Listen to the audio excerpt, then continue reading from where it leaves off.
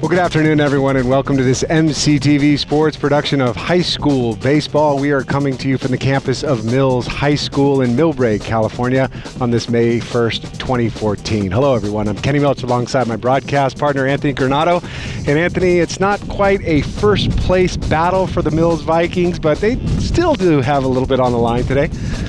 Definitely. Anytime you step on a baseball field, you got to kind of have that go-get-it attitude. You're playing to win, so that's got to be your first and foremost motivation. But, you know, they're in a good position here to do some things in terms of pride, you know, go out there and play hard and look to win. But then also, you know, they're in a little bit of a spoiler situation here with Aragon only being a game out of first place with 3 games left to play, tied with Hillsdale. You know, this could be a good opportunity for Mills to be a spoiler here and maybe take a little bit of wind out of their sails. The Aragon Dons come in with a league record of 7-4 overall. They are 12-9-1, while the Vikings come in with a P.A.L. Ocean Division record of 2-8. They are 6-14 overall.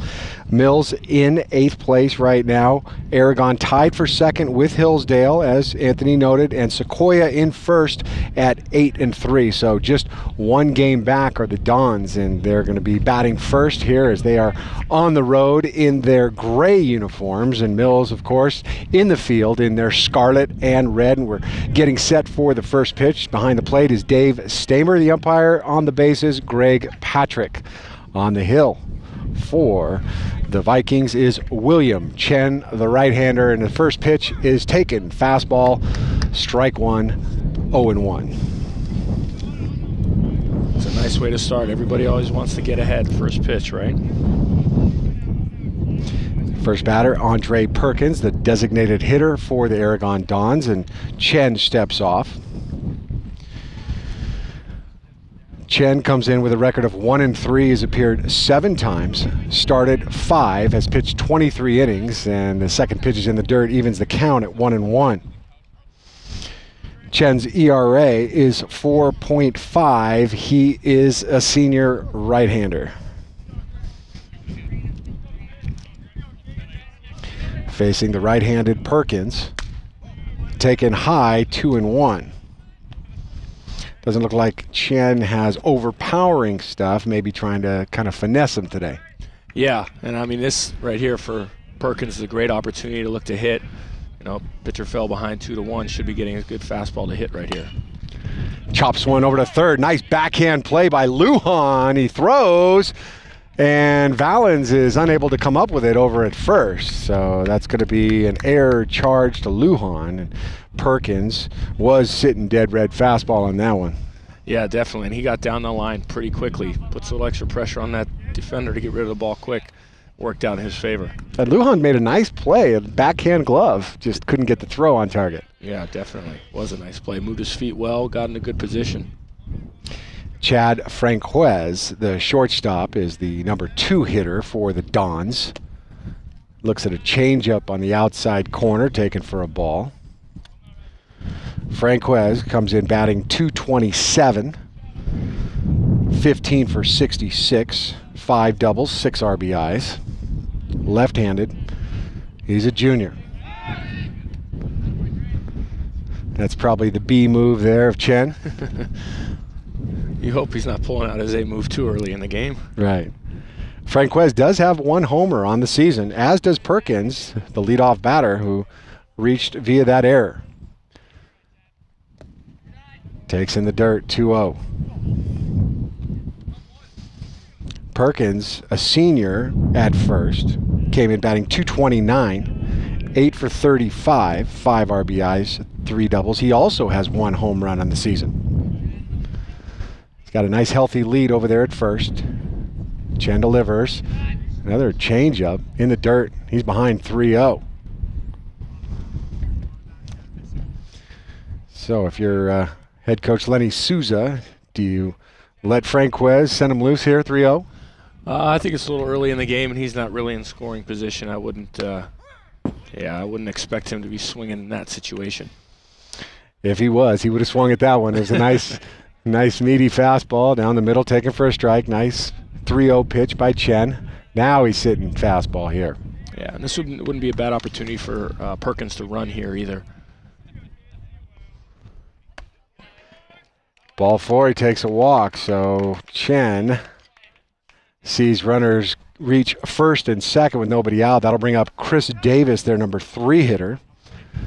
Davis, a senior, batting .390, leads the team in hitting. 30 for 77, 8 RBIs, 5 doubles. And the manager, Souza, wants to have a little chat with his third baseman before he steps in the box. Pretty impressive numbers. What do you think he's going to say right there? I would assume him being a 3-hole hitter, he's probably an aggressive hitter and swings at the fastball with a lot of effort. So he probably told him to tone it down here a little bit. Let's not help him out. Let's not do him any favors. Well, he comes up and swings at the first pitch. Whatever advice it was good. Base hit up the middle, coming around to score, but a nice throw from center field. But Walsh does not apply the tag. Perkins scores, and the Dons lead at 1-0. Yeah, I'm assuming Souza probably told him, hey, be picky here. Look for a pitch that you know you're going to do some damage with, and don't try to help him out. And looks like it's exactly what Chris Davis did. Franquez stops at second. Here comes Stephen Hughes, the cleanup hitter for Aragon. Hughes batting .257, rips one into right field and high. Chasing this one is Ganim, and the runner is going to tag from second. They cut it, and both runners are safe. But Hughes, his fly is caught, and there's one down.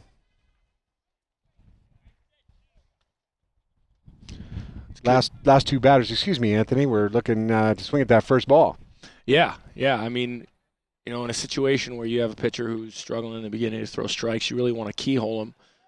Look for spot in a specific part of the plate and be ready for it. And when he brings it there, put a good swing on it. Obviously, they went up to the plate with the right mentality and doing a good job of base running. Deep enough fly ball there to advance both runners from first and second. Now you have one out with 2 more base runners in scoring position. So Aragon's looking like they're doing things right and coming out with a good offensive mentality right out of the gate. Number 5 hitter is Brendan Donnelly, center fielder. Donnelly batting .236 on the season, 13 for 55, and he takes a fastball for strike 1. Donnelly has 7 RBIs, has 6 doubles and a triple.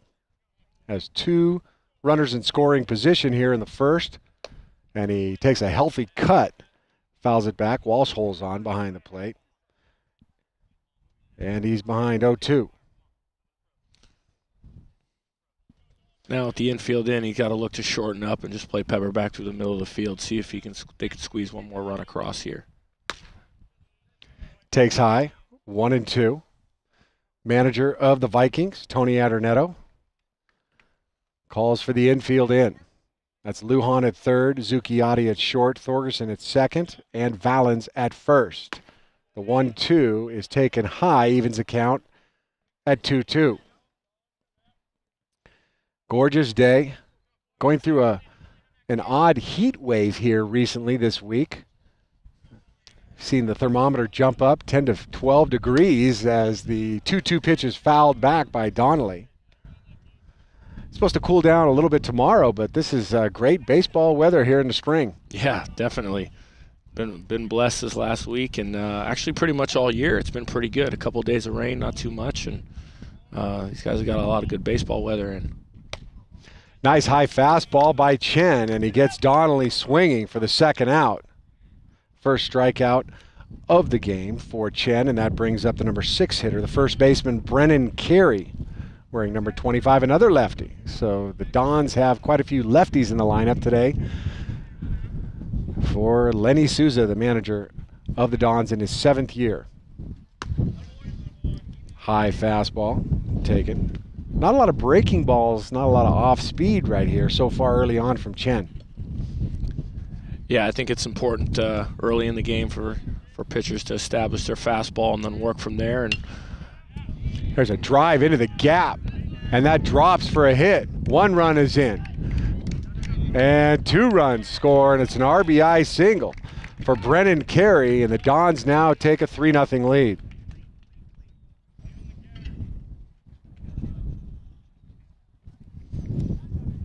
So Frank Quez, who reached via the walk, and Davis, who reached via the single, both come around to score. And with 2 outs, Chen is not out of it. Here comes Matt Fabiano, the second baseman, stepping into the box. Short lead for Carey over at first. But he takes off. Delayed steal. Walsh throws, and they got him. So he hesitated there, and Walsh said, okay, thank you. Yeah, I mean, maybe they had missed a sign or some miscommunication there. Maybe didn't get that great of a jump. Nonetheless, that's the end of the first half inning of play. Aragon gets 3 runs on 2 hits. And the Mills Vikings coming up. The rest of the standings in the Ocean Division, we mentioned Sequoia on top, and Aragon and Hillsdale tied for second at 7-4. Cappuccino is in fourth. They're having a good year. 6-4 in league. They're 16-7 overall. Then Kings Academy is in fifth at 5-5. El Camino in sixth at 4-7. Woodside in seventh at 3-7, and the Mills Vikings in eighth at 2-8. They are 6-14, overall, and they are led by, once again, their manager Tony Adornettos in his 10th year as manager. He's won 3 P.A.L. championships, 1 in 05, 1 in 06, and then one in 2013. He was co-champs with Sequoia. So Coach Adornetto is kind of rebuilding after that championship year. Boy, they had a good season last year. That's great. It's great to hear. Tony's been around a long time. Definitely been part of this community, and been giving back to Mills baseball ever since I can remember. His assistant coach, Mark Sagrafina, him and Mark, myself, and Tony have all known each other for quite some time, and they've always been big advocates of baseball in the community, and so it's nice to see them doing well here. Tony, class of 1999. Anthony Granado, my color commentator, also class of 99 from Burlingame. So you guys were kind of rivals growing up, huh? Oh, yeah, definitely. On the field, anywhere from basketball, baseball, and football. Off the field, we were pretty good buddies, but on the field, yeah, it was always competition. It was always a good little challenge, a good little bit of rivalry there. Tony, of course, was an all-league, all-county shortstop, and Mills won the championship in 1999, Tony's senior year, and then they went on to the CCS, and they lost to a very good Monterey team in the first round. Yeah, they had some good players. They were a pretty strong team. I remember them having quite a few guys that could do some good things, and they were a good battle for us. I think we played them once that year, and it was a tough battle, but yeah, they were a good team. So the Vikings come up. We'll touch a little bit more on the history of these guys as the broadcast goes along. There's a first pitch from Kevin Hahn, who is the starting pitcher for the Aragon Dons, and the batter is Derrick Wong, the center fielder for Mills. He'll bat leadoff. 1-0 count. Nice fastball at the knees, fouled off by Wong. Evens the count at 1-1. Wong on the season, batting .250, 14 for 56, 3 RBIs, 3 doubles. Breaking ball, nicely done. Really changed speeds there and gets ahead 1-2.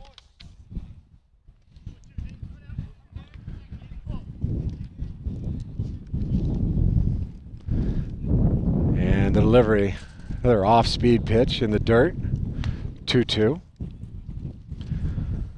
Hahn on the season, 1-0, 5 appearances, has started 3 games, has 1 complete game win. It was a shutout. has pitched 23 innings, has an ERA of 2.13, off-speed pitch, grounded over to the shortstop. Franquez makes the play, and there's one down. Went back to that breaking ball in the 2-2 count. Let's see what he does later on in the game. See if he goes back to that pitch as his go-to. A little bit different strategy, at least pitch selection-wise, of Aragon throwing a few different off-speed pitches, mixing it up early on, as opposed to Mills, who was going pretty much with the fastball. Yeah, especially you know, with a 3-run lead, you don't always anticipate the team coming back out and going immediately to their off-speed pitches. But you know, if he's commanding the zone and throwing them for strikes, you know, he's doing a good job of changing speeds and not getting himself into trouble. So it's good for him. He's behind 2-0, Hahn is, to Jordan Ganim, the right fielder, the number 2 hitter for the Vikings. Fastball popped up and shallow right field, but the second baseman, Fabiano, goes back and gloves it for the second out. So just 8 pitches, and there's already 2 down. That'll send Kyle Valens to the plate, the first baseman, left-hander for the Vikings. Valens, one of the top hitters and top pitchers, the top player, maybe even the team MVP, if you will, of the Vikings this season. And he takes low for a ball. Valens at the plate, batting .412, 14 for 34, 3 RBIs and 2 doubles. Takes a healthy cut, but I think the change of speeds had him off balance there. Yeah, he was definitely sitting dead red fastball and didn't get it, but you know, that sometimes can work in your favor as well. Get him looking back there again and see if he doubles up. The 1-1 from Hahn, taken outside. Count 2-1.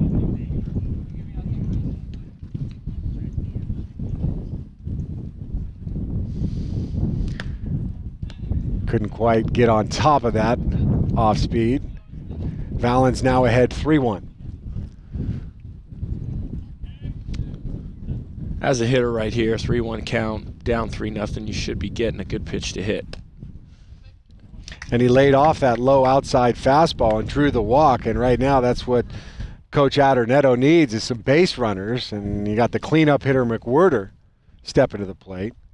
He's also playing left field today. McWhirter batting .200 this year, 9 for 45, also has 3 RBIs and 1 double. This is our second MCTV Sports broadcast of the Mills High baseball team, and McWhirter had a nice game on our first broadcast. He went 3 for 4, scored twice and doubled.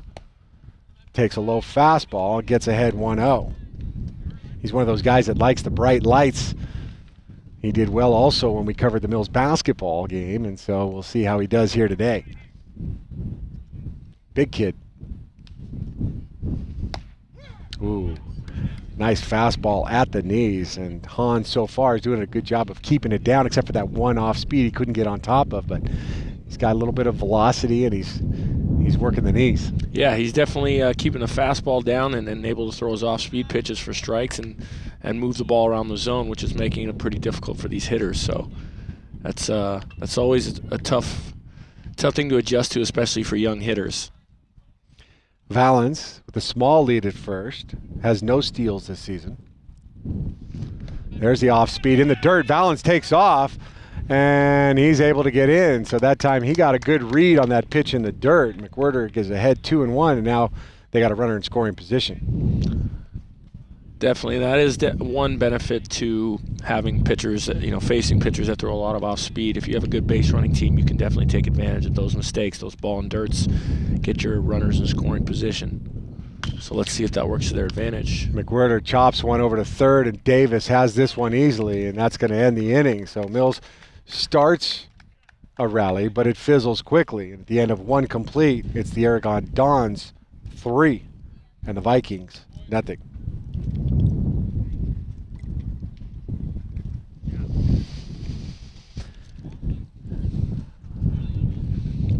Once again, you are listening to MCTV Sports. I'm Kenny Milch alongside Anthony Granado. And elsewhere today from the Peninsula Ocean Division, Woodside is at Hillsdale, Kings Academy is at Sequoia, and Cappuccino is at El Camino.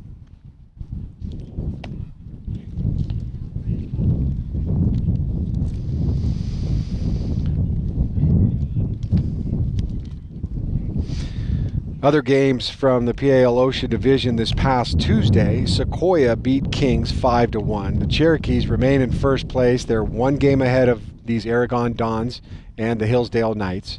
And also, Hillsdale won. They beat Woodside. That went to extra innings. They beat them 6-5.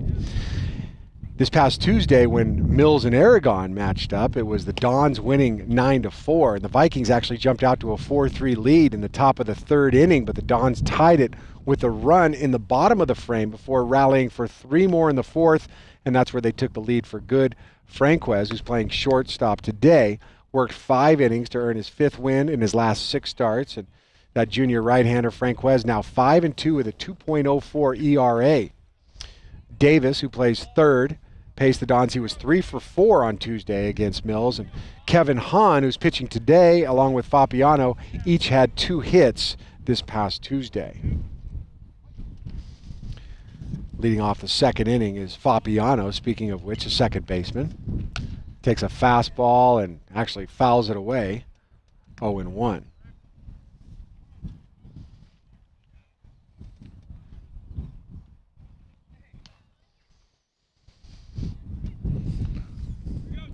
That game on Tuesday, of course, was at Aragon in San Mateo. High fastball.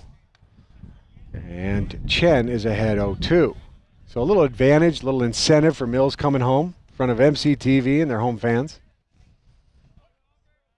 And like you were talking about, Anthony, a spoiler role, you know, and pride. They're still, and there's also one more thing they're battling for, is a nice selection and location there. 0-2 is a chance to get into the inaugural P.A.L. tournament, which they're hosting this year. They're not hosting, but they're having this year. The P.A.L. is, and we can talk more about that as we go along. But you know, they have a chance. The top 4 teams from the OSHA division go, and you know, Mills, of course, would need to run the table to have a shot at it, but it's still there, dangling in front of them. Yeah, I mean, as long as you have a chance, you have a chance. I mean, I could think about the Sharks. They were up 3-0, and now, you know, they're at home, and no more playoffs for them. Kings came back from a 3-0 deficit, and you know, they're going to continue on in the Stanley Cup playoffs. So, you know, if they can do it, I think you know, you kind of got to take that as pride and keep that in your mind. Zucchiotti handles the chopper over to short. 1 down, and that'll bring up Kyle Hamilton, the number 8 hitter in the Aragon lineup. Interesting, Aragon is batting 10 today. Mills is batting 9. So the Dons utilizing that designated hitter. Hamilton is the catcher for Aragon. And he pops up the first pitch very high. Zucchiotti going back, and McWhirter coming in, and it drops. Yeah, it looked like he was just a little over-aggressive on that fly ball. He ended up overrunning it, and it dropped in behind him. He couldn't put on the brakes. So that'll be an error charged to McWhirter. And the catcher, Daniel Walsh, goes out to the mound to settle down William Chen and tell him, no problem, got the first out, not your fault. And that'll bring up Nick Petsche, the right fielder for Aragon.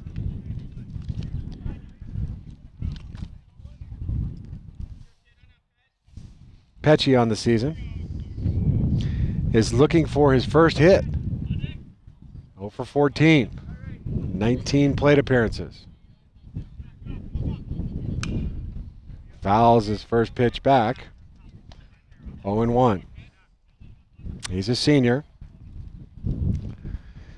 And on that error, Hamilton went over to second, so they already have a runner in scoring position for Petsche, who has 1 RBI this season.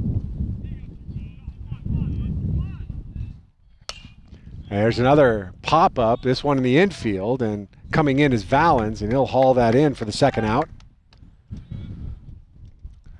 Didn't look like Petsche really saw that ball. After that ball's pop up in the infield, he turned around and looked behind him as if he thought maybe that ball was in foul territory.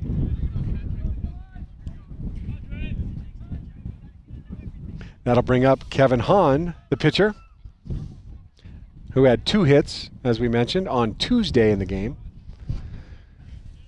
And he comes up with 2 outs. Takes a fastball a little bit low, a little bit outside. Okay, check that. Looks like we've got Perkins up, so maybe they're not batting 10. I think Perkins is going to end up batting for Hahn. Is that correct, Anthony? Yeah, I think they have Perkins as the DH for the game. Okay. My mistake. And that was called for a strike, so we got a 1-1 count to Perkins, who reached on the third baseman's throwing error in the first inning and ended up scoring one of the Dons' 3 runs they got that inning. Another fastball just off the plate. Didn't miss by much. Chen behind 2-1. Runner in scoring position. I imagine Perkins will be looking to swing here. We stay behind something and drive it. Another high fly. This one to McWhirter again in left, fighting the sun, and he's able to hold on to it for the 3rd out of the inning, so no damage there. And after an inning and a half, it is the Dons 3 and the Vikings nothing.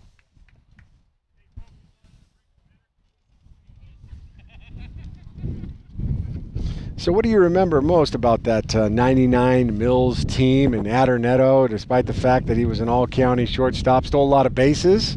He was pretty fast. Yeah, Tony was a good athlete. Tony could do a lot of things. Even I remember him football, basketball, and baseball. He did all 3 sports. He did well in all 3. He's always been a competitor and a good athlete. So I think that's he's a great asset for Mills to have as their varsity baseball coach. And then also Mark Sagrafina was on their baseball team. He was their catcher and also their closer. Great arm, worked hard and could hit. So it's nice to have him in their staff as well. A couple of guys with Mills blood and a little bit of Mills pride too to help take these youngsters and get them prepared for whatever their next step or level is in baseball. We mentioned last year's co-championship that the Vikings earned with Sequoia. Before that, Mills' last championship was in 2006 from the Ocean Division also, and then in 2005 in the Lake Division. Those are all under Coach Adornetto, of course, and then the one title before that was 1999 for Coach Froelich, who was around for quite a while as well. Yep. Yeah, they've changed. The divisions have changed quite a bit. There was 2 divisions back in '99, the Bay and the Ocean, and now there's a few others. So I think it's a pretty good process in terms of getting a chance to play some of the other local high schools. And sometimes when you only have 2 divisions, you kind of see the same guys over and over and over again, and it's nice to be able to face some other schools in the area and get to see what other kind of competition's out there. 1-1 count to Robert Thorgerson. Call him cheese. Fastball drilled into left field. That's going to drop for a base hit, and it scoots past the left fielder Hughes. Thorgerson's chugging along, going for 2. He'll be in there easily with a double. Nice swing. He didn't waste any time. He jumped right on that fastball and drove it into left field. I think he even caught the left fielder by surprise. Thorgerson, a junior, having a good year. 346 coming in, 18 for 52, 8 RBIs and 3 doubles. And you can add another double to that total, and that'll bring up Daniel Walsh, the catcher. Walsh goes for that fastball and pops it up to Fabiano, who makes the catch for the first out. Thorgerson is going to have to change and hold up at second. That'll bring up Jason Lujan, the third baseman, with 1 down. Lujan batting .222 on the season, 10 for 45. Also 8 RBIs and 3 doubles. Very similar numbers. And he takes a fastball low and away. Gets ahead 1-0. We'll get back to a little bit more about 1999 in a little bit, the next break we have. Right now, Mills has a rally looking to get onto the board. Lujan fouls it back 1-1, and they, Thorgerson did his job. He got into scoring position to lead off the inning. Now it's up to the the rest of the characters to try to drive him home. Yeah, Luan took a good healthy swing at that last pitch. Looks like he was trying to drive him in. So let's see if he can make an adjustment here, shorten up, and get the job done. They try to pick Cheese over at second, with Fabiano ducking in behind, but Thorgerson's able to get back. Now Lujan facing Han in the dirt, and Thorgerson decides to hold. Can't take any chances at this point. You're already in scoring position, right? Exactly. Especially on that ball in dirt, trying to advance over to third base. If you're going to take that chance, you got to make sure you can make it. It's got to kick away from the guy. Good velocity on that fastball, belt high, evens the count at 2-2. Looks like Han can bring it when he needs to. Yeah, and I think that's the big key with a guy that can change speeds well with multiple pitches. When you mix that fastball in there, it has a tendency to look a lot harder. Then he comes back with the soft curve, right, and it just missed outside. How Lujan stayed off of that, I don't know. Full count. Definitely can cause some timing problems for the hitters, being able to change speeds that well. Comes back with the fastball right down the middle, and Lujan fights it off. This is becoming a very entertaining and impressive at bat for Lujan, the senior. Now facing the 7th pitch of this at bat from Han. Count is full. Fastball, and it's drilled to center field and deep, but getting a beat on it is Donnelly. And he makes a nice catch. He really got a good jump on it. He was able to haul it in. That ball kind of kept carrying on him, but nonetheless, it's the second out of the inning, and it's going to come up to Zucchiotti. Can he get Thorgerson home? Yeah, Donnelly did a good job of staying behind that ball. Got a great jump on it, turned his shoulders and ran, and didn't waste any time keeping that ball in front of him.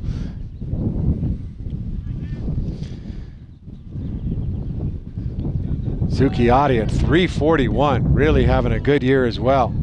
14 for 41. Just 1 RBI though. 2 doubles. Looking for that ribby here in the 8-hole. Pitcher Chen on deck. Han, really nice looking fastball. He's got good mechanics. He looks like a pitcher out there. Yeah, he's tall. He's got good down angle on his fastball. Gets on top of it well. And that, plus mixing speeds the way he's doing, is definitely giving these hitters problems. Change up. Boy, he pulled a string, huh? Yeah, that was a nice looking change. Straight change up, looked just like his fastball. And just at the very end, it started to die down. It's a nice pitch. Now he can do a whole lot with this 0-2 pitch. He goes high, and Zucchiotti fights it off. He's not quite sure what to expect there, huh? Right, yeah, when you got a guy that's throwing his fastball, his curveball, and his changeup all for strikes, mixing it around well, it's tough. And especially when you're in the hole with 2 strikes, you're looking for that fastball. Han did a good job of elevating there, trying to get him to chase something out of the zone. Pitch number 32 here in the second inning by Han. He went to the curveball, and Zucchiotti really did a nice job to lay off of that. Yeah, he's having a nice at-bat right now, really battling. Zook's a senior.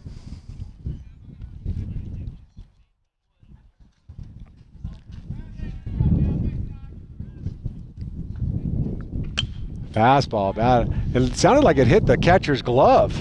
I think that's catcher interference, and it is. So Zucchiotti, with a nice battle, he didn't win the war the conventional way, but he won it nonetheless, right? Yeah, in this situation, you'll take it. Now, you're bringing your pitcher up to the plate with a chance to help himself, down by 3 with a couple of runners on. It's a great situation, an opportunity for Chen here to help his team out and help himself. So Hamilton, the catcher, got just a little bit too close, and Zucchiotti's bat on the swing caught the catcher's glove, and that awards Zucchiotti to first. So now it's first and second, and here's Chen. And he takes that great located fastball at the belt. Falls behind 0-1.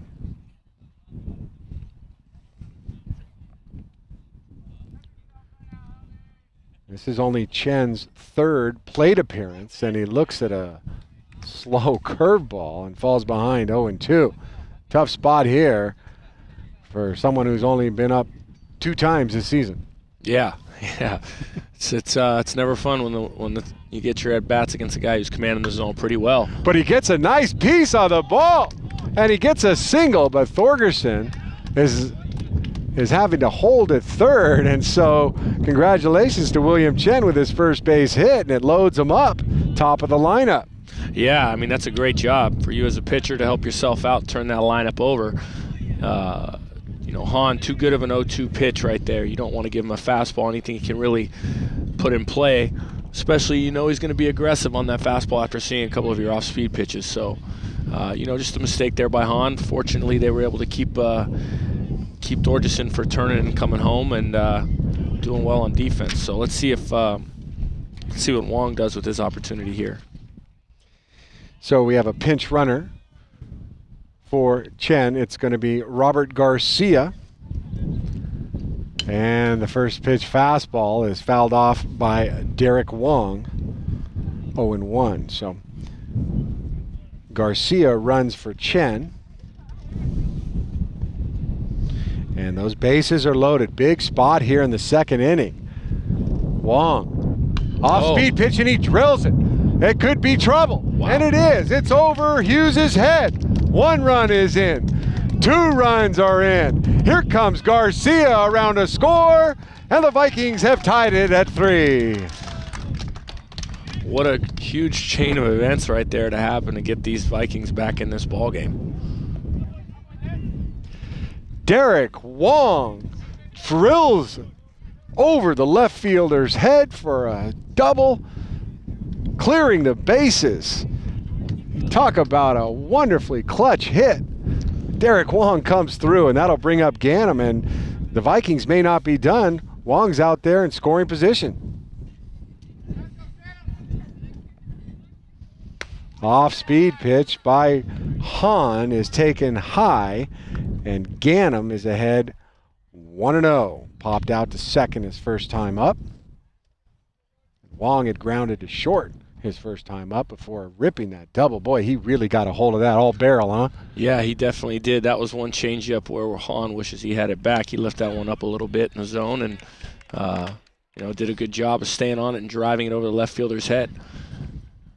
You got to give those Vikings a lot of credit there. With Thorgerson starting off the inning with a hard rip double down the line, and then the Dons getting 2 quick outs, but they stayed up there and battled, fought themselves back into a good position, and pitcher helped turn that lineup over and help himself out, and Wong did a good job of driving those runs in. So it's now a 3-3 ball game. That's what you can hope for in these situations. It's great. And the catcher interference helped out as well. Yeah. Fouled off by Ganim. Count remains 1-2. Valens, the number 3 hitter, one of the top Vikings sticks, is in the on-deck circle. So, boy, if Ganim can get on here, then Mills a great chance to take the lead. Here's the 1-2 from Hahn. Off-speed pitch, and it's chopped right back to Hahn. He gets the out, but nonetheless, Mills is back in this after 2 complete. The score is tied at 3. Definitely interesting inning. Good to see the Mills Vikings battle through those situations, stay on it, 2 outs, battle back, get a couple guys on, scrappy 2-strike at bat, and then the catcher's interference. And then a nice big drive into left field. Let's see if they can take that motivation and momentum into this inning and see if Chen can take care of things on the mound here for him. Well, this is a special treat for all our MCTV viewers and for me as well. Anthony Granato joining us here in the broadcast booth. And speaking of 1999, when Mills was champions of the ocean, the Burlingame Panthers were champions of the Bay, and you were a member of that team. Congratulations. And what do you remember about that squad? Thanks. Yeah. We both my junior and senior year, 98 and 99, we made it to the CCS championships back-to-back years. Unfortunately, we came up short both years. However, we had a good team. We definitely had a lot of quality players, a lot of good role players. we weren't the strongest team out there. We didn't have a lot of big time guys, but we had a lot of guys that could do things well. We didn't make a ton of mistakes, and we were definitely one of those teams that capitalized on other people's mistakes. So, it was a fun team to be a part of, and I remember it fondly. Well, we'll talk about your career a little bit at our next break. Looking forward to hearing a little bit about that. And in the meantime, let's head to the top half of the third inning as Aragon, a little bit of shell-shocked here, is going to have to try to regroup, and they'll have their 2, 3, 4 batters, Franquez, Davis, and Hughes, facing William Chen. And he continues with the quote-unquote junk. Yeah, I was just going to say, it'd be interesting to see if now he starts to change directions. And before he was throwing a lot of fastballs. Now let's see if he goes the other way and starts going to his off speed a little bit more. And it's difficult to tell because he doesn't have a ton of speed and velocity on his fastball to begin with. It's kind of one of those things where, you kind of throw a guy out there who doesn't throw quite as hard, and sometimes it'll throw a good fastball hitting team like the Dons, they'll throw him off a little bit. Yeah, definitely. Having a guy that changes speeds regardless of how fast or slow he throws is a big deal. And, they say as from a hitter's standpoint, that BP fastball that you're not used to getting in games sometimes can just be enough just to get you a little bit out in front or a little bit behind and just miss a good pitch to hit. Now starting to locate his spots. That was a nice 3-0 fastball on the outside half of the plate. 3-1, and if you're Chen, you don't want to put the leadoff batter aboard via the walk, and he comes back with a knee-high fastball, and now Franquez has got to be aggressive because coming off of that last inning, you don't want to go down swinging or looking. Yeah, definitely, and Chen here, with the momentum on your side, you want to make the guy swing the bat, trust your defense to do the job. And he missed high, and so he does commit the cardinal sin of walking that leadoff batter, especially after your team scores runs. But Franquez, give him credit, laid off the high fastball, and here comes Chris Davis. So Franquez walks both his first 2 times up, and he ended up coming around to score. And Chris Davis brought home one of the Dons' 3 runs in the first inning with that RBI single, and he steps into the plate. He hit the first pitch last time. Let's see what happens here. He goes for the first one again and hits it deep to left field. This one has a chance. McWhirter going back. He dives, and he makes the catch. McWhirter. Boy, that's going to be on SportsCenter tonight. Yeah, that was one heck of a play. He stayed on that ball well. He didn't drift. He got behind it. Looked like it was going to keep going. I thought it had a chance to get over the fence, and he made a nice diving play right before the fence, right at the warning track to make it. What an outstanding play by Mike McWhirter. Wow. First out of the inning. Davis really tagged that one. There, runner goes, and Walsh's throw doesn't quite get there, and Franquez steals second. Hughes in a box.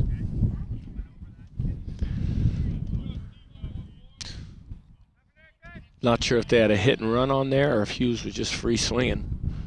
Hughes went for that first ball last time also and popped out to right field. Ganim made a nice play on that, and he gets a nubber off the end of the bat, and that had some spin on it, and it comes off of Thorgerson's glove. Coming around to score on the air is Franquez, and the Dons regain the lead 4-3, and that looked like trouble from the get-go. Yeah, the second I saw him stop his feet and go down to a knee, it looked like he was a little unsure about how he wanted to approach that ground ball, and that's always a tough thing for an infielder. When you stop your feet, you're putting yourself in a position where it's going to be tough to react to balls that take funny bounces, or maybe you don't get a good beat on. So it's a tough situation when you put yourself there. So would you recommend to a young ball player on a really spinning ball like that, would you want him to back up? Normally you want him coming, attacking the ball aggressively. Is that one situation where you may want to back up and let it spin its way out, or what would you suggest? I mean, in that situation, I think when you have a runner in scoring position and one out, you gotta move your feet and do whatever you can to keep the ball in front of you. And I think he was attempting to do that. That's why he put his knee on the ground. However, I always advise my young players that you want to stay on your feet so that you're more mobile. The second you put your knee down, you're very limited to your range of motion, and if the ball does move left or right, you don't have an opportunity really to stay in front of it. So, that would be my advice there, is to just try to read the ball off the bat and try to stay with it. It's going to take, crazy hops here and there, and sometimes going to be fast, sometimes going to be slow. But if you're moving your feet, putting yourself in a position to keep the ball in front of you, then, hey, there you save a run and maybe get that out. Now it's 2 outs with a runner on third instead of 1 out, run scores, and now you get another runner on. Nice change up there. Boy, he pulled the string and had Donnelly reaching. Donnelly struck out swinging his first time at bat. That was in the first. So the Dons quickly regained the lead, up 4-3 here in the top of the third on MCTV Sports. Get some extra advice, tips, and insight from Anthony Granato. Taken high for a ball. I'm Kenny Milch here, and count is now 2-1, I believe, to Donnelly, as Chen tries to battle his way through and give his Vikings another shot at continuing their hot bat. They started to swing. They started to figure out Hahn. As Donnelly fouls it back, counts even at 2-2. It looks as though Chu's starting to leave his ball up in the zone a lot more, which, is a tough thing when you are a guy that, relies on changing speeds and moving the ball around. You don't have the luxury of leaving the ball up in the zone, where, if you have a little bit more velocity, you can get away with it at times, but it looks like that's where he's struggling to find location right now. Here's Donnelly, center fielder, left-hander, facing the right-handed Chen, and the count goes full to Donnelly. 1 down. Pitch number 45 coming up for Chen. And the Dons do have that, heavy loaded left-handed lineup, so it's always tough to face when you got a righty on the mound. Hit and run, it's popped up. Thorgerson, the second baseman, going back on it, makes the play, and Hughes had to go back to first, so we got 2 down. And that'll bring up Carey, who picked up the 2 RBIs when he got that single in the first inning. That was on the second pitch.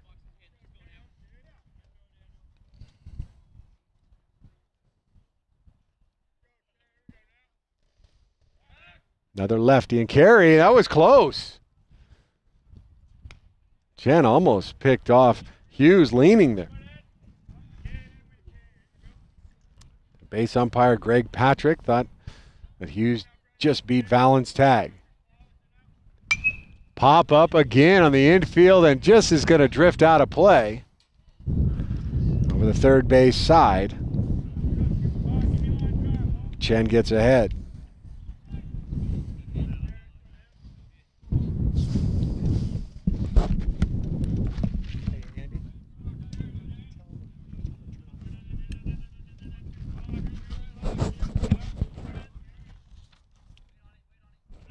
Runner goes off speed in the dirt, and no chance for Walsh. Count evens up at 1-1. You always think good call by the manager, sending him on that play. Yeah, maybe he had something in mind. He thought it was a good opportunity for Chen to go to his off speed and for Donnelly to get a good jump on him. There's a grounder to Valens, and he does a nice job. That was hotly hit. And that's the third out of the inning. So Aragon does get a run. No hits in the inning. They reached Franquez on a walk and then scored on an error. And after 2.5, it's the Dons 4 and the Vikings 3. Let's get back to our color commentator and analyst, Anthony Granato. After you were done with Burlingame and that stellar career for you personally and for the Panthers, you went on to play some professional ball. Yeah. After college, I ended up signing as a free agent with the Chicago Cubs. Played with them for a couple years, and then went to the Rockies. Played with them in the minor leagues for a year, and then moved around the independent ball a little bit before I went overseas and played in Italy for a couple of years. So, yeah, I would like to think I'm pretty well traveled in the baseball world, and I've been very fortunate to experience all of that, and it's been a blast. I enjoy it, and I'm now, giving back to the community in the area I'm from and trying to help young players from the area build to get some experience like I've been fortunate enough to have. Have a wonderful baseball academy, game prep. Heard nothing but great things about the academy, and I wish you all the success with that. And I kind of want to talk a little bit more about Italy and what it's like. Did you notice a big difference in playing ball there as opposed to here in the States? Yeah, they definitely have a different mindset when it comes to playing the game. There were some good players over there, and it definitely was good competition. They're a little bit more laid back, It's European lifestyle. They're definitely a little bit more laid back, not as intense about the sport as we are here. But other than that, I thought it was good baseball. I was fortunate. The team that I was on, we won the championship my second year there, and we had a lot of good players, and the league was filled with guys from all over the place, from Italy, the States, Venezuela, Cuba. It was a good experience in good baseball. Valens drills the first pitch up the middle for a base hit. So the Viking momentum offensively continues as we begin the bottom half of the third inning. Just kind of finishing up on Italy as big Mike McWhirter steps into the plate after making that wonderful defensive play, which could have saved quite a few more runs anyways. Boy, Italy, not only romantic but gorgeous as well, right? Unbelievable. Yeah, it was an amazing experience overall, just getting to see all the cities and different areas that we played. Fouled off. But yeah, from the scenery to the food to everything that I got to experience over there, it was once in a lifetime experience, and I'm really happy that I had the opportunity to do it.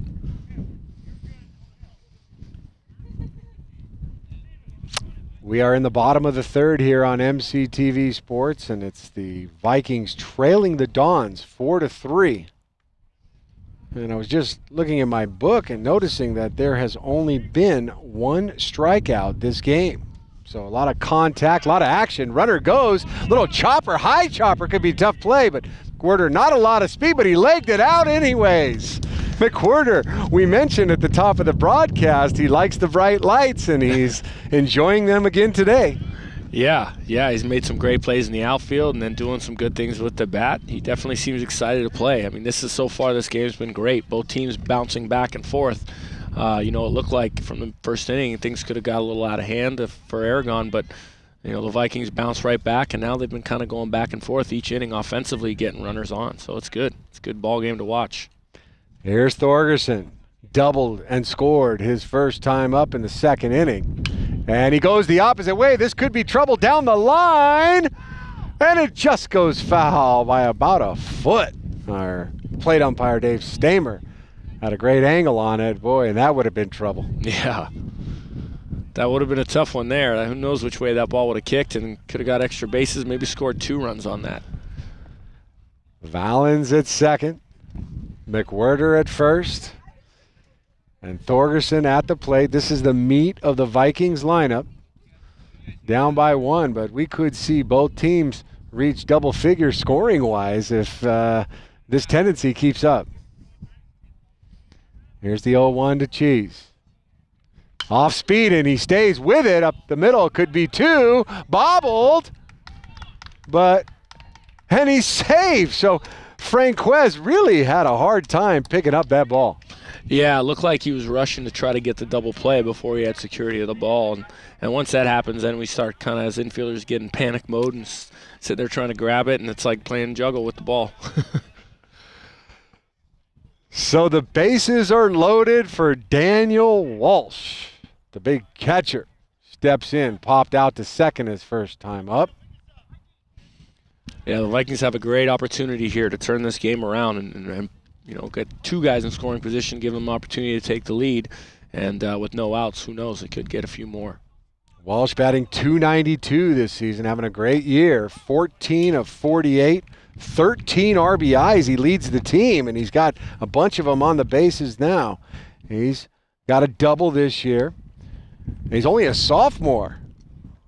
Yeah, he's a big physical kid and looks good behind the dish. And Says pretty good understanding of the game. Takes a healthy cut, fouls it back.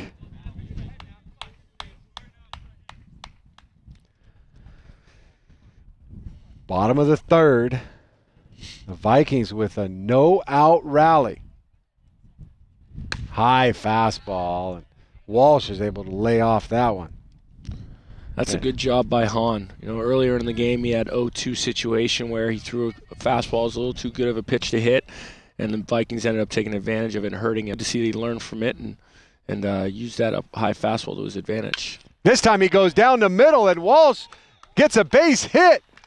One run is in, and Daniel Walsh comes up with an RBI base hit, and this game is tied at 4. Yeah, that was a nice piece of hitting. A lot of times hitters in that situation might look to get a little too big and, you know, could have got out in front on that and rolled over into a double play ball, but instead stayed behind it, drove it to right really nicely. 4 consecutive Vikings hitters have reached base, and it's Jason Lujan stepping into the box, fly to center his first time out. Still nobody down. Nice, hard fastball by Hahn. Oh, really? It's gymnastics. You do like something and then you can like sit down for a while.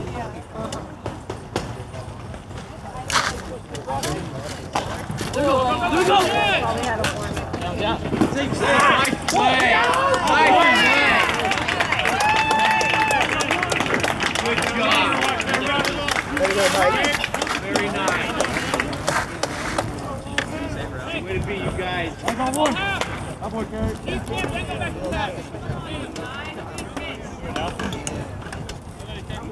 Starting outfield, let's go.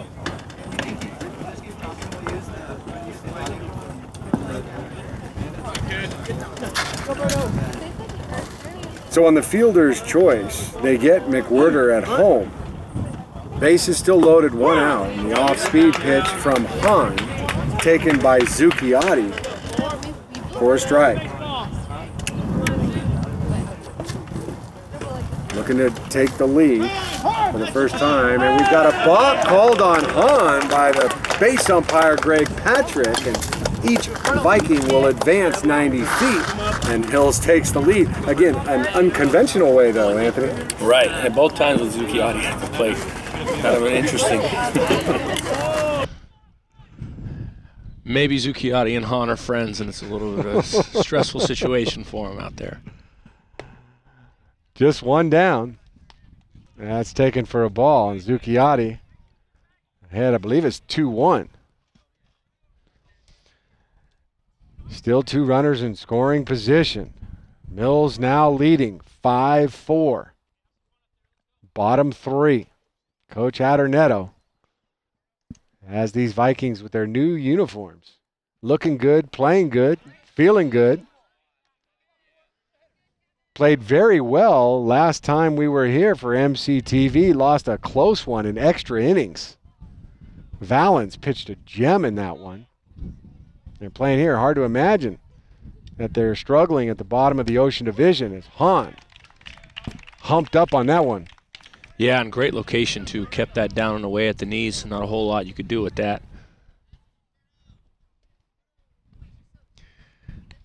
2-2 to Zook. Off speed and had Zook leaning forward. Unfortunately for him, it was in the dirt. And looks like the umpire Stamer held up 3-1. So I may be behind. I had 3-2. We'll check it here. In the dirt, nonetheless, it's ball 4 either way, so those bases are back loaded again. And this rally's far from over. And here comes the pitcher, Chen, who had that great, and you were just talking about that 0-2 pitch that was left up high, I believe, or was too close in the zone. It was to Chen who kept that rally going. Yeah, he helped himself last time. Let's see if he can do it again here. Give himself another couple of runs or squeeze across at least one more to help himself, give him a little bit of cushion.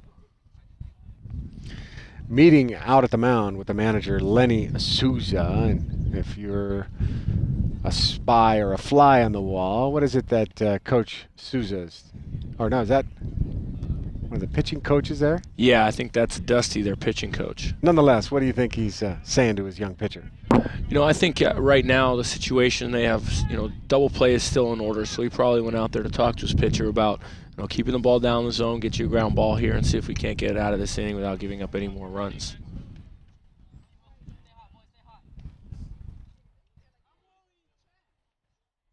Pitch number 61, delivered by Han, and it's a good one down the middle, so whatever he said, at least got the next pitch where he wanted it.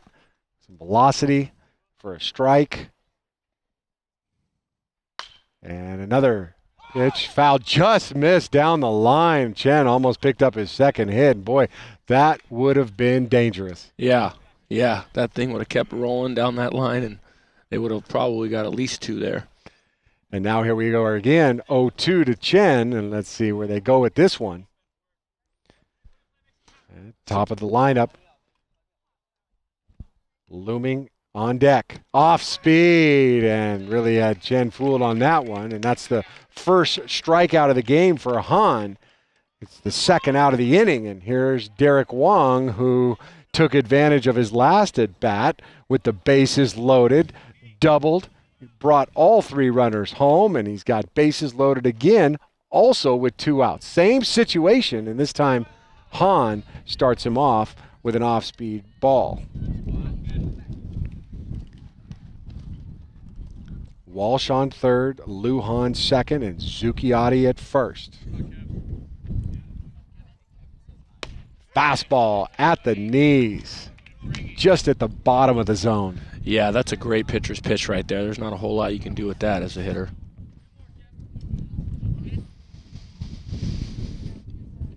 Here's the 1-1. Oh, and he pulled the string. 1-2 now to Wong.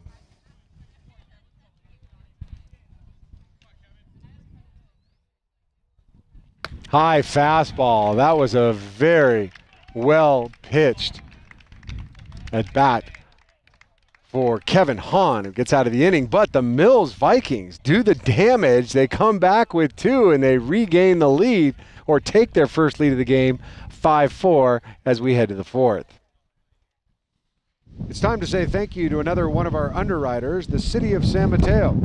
We are excited to have the city on board with MCTV Sports, especially since we show so many events that include the high schools in San Mateo.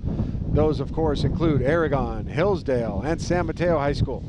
To find out more information about San Mateo, check out the city website at cityofsanmateo.org. Once again, cityofsanmateo.org. So Chen will head to the 4th inning with a 5-4 lead, and now he's going to have somewhat of a different approach. He was behind, he was tied, and now he's got the lead, right, Anthony? Yeah, it seems like both these innings they've been going back and forth offensively. Now it's time for Chen really to bear down here and see if he can put up a 0 for the inning, get the Mills Vikings back in on offense, see if they can add a couple more runs to their lead.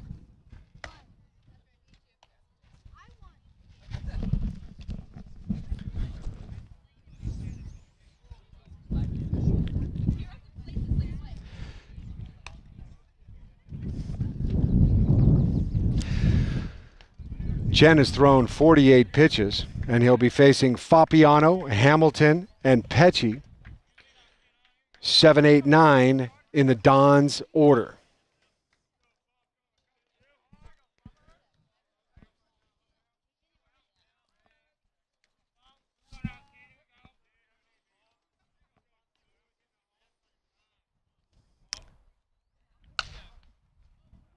Fabiano fouls off the first pitch.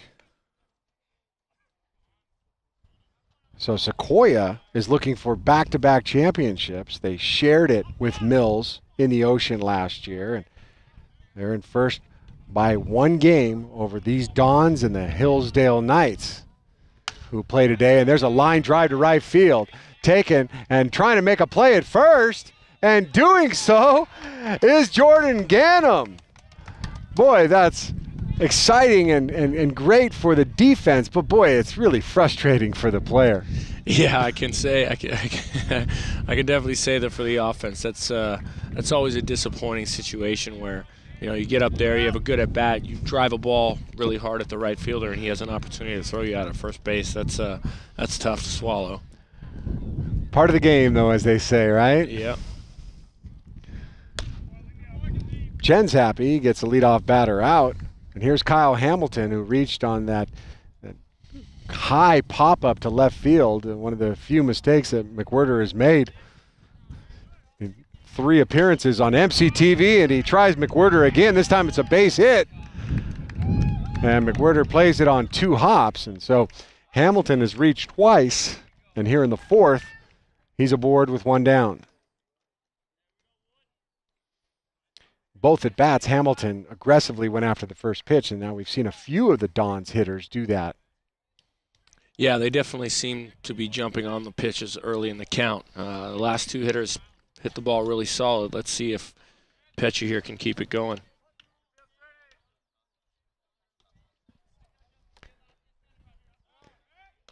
I think we have a pinch runner out there. I'm trying to get a number. Unfortunately, Aragon, I don't believe, has numbers on the front of their jersey.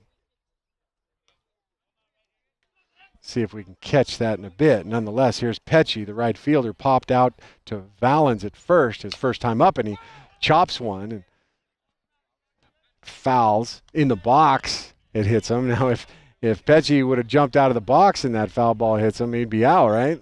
Yeah. Yeah, he did a good job of staying stationary there and not having it affect his at bat.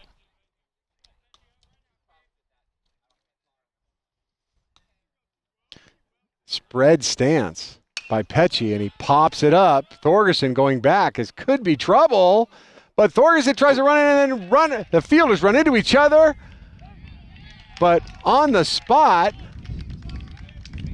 is the right fielder. So Ganim tried to still get him out, but he pulled Zucchiotti off the bag. So Thorgerson tried the basket catch, and then coming in from center field, Derrick Wong, they collided. The ball popped loose. They would have had Hamilton, who was hung out to dry, but then Ganim's throw gets away, and a nightmare for Mills because everybody's safe. Yeah, Thorgerson, I saw him going back for that fly ball and peek at the outfielders, and when you see a guy do that, it's never a good situation. Take his eye off the ball for just that moment, and you lose your perspective on catching that fly ball, and that's what looked like it caused a lot of problem. They also didn't communicate very well. Someone there needs to take charge and call for that ball. Andre Perkins steps in. He's 0 for 2. Reached on an error in the first. Takes a strike. And flied to McWhirter in the second. So correct me if I'm wrong. I scored 2 errors on that play. One by Thorgerson and one by Ganim on the throw. There's a fly ball down the line that's going to just slice foul. I don't know, he went back on a basket catch. Is that unfair to give him an error on that, or? No, I definitely think that was a catchable ball. I think, like I said, he kind of played it into more of a tough play by taking his eye off it for a moment and then turning his back, trying to backpedal for the ball. Those are things that you're taught not to do, put yourself in a position to be successful, and I think, that hurt him. And then we charge another error to Ganim and Wright for pulling Zucchiotti off the bag and allowing Hamilton to reach second. Nonetheless, it's 2 runners on with 1 down, top of the order, and Chen with the changeup goes high, and after getting ahead 0-2, count evens up 2-2. It's tough right now for the Vikings. They seem to be battling from behind, then they come back and take the lead and then shoot themselves in the foot right away. It seems like it's been going on for both sides of the ball, for both teams, kind of back and forth since the beginning of the game.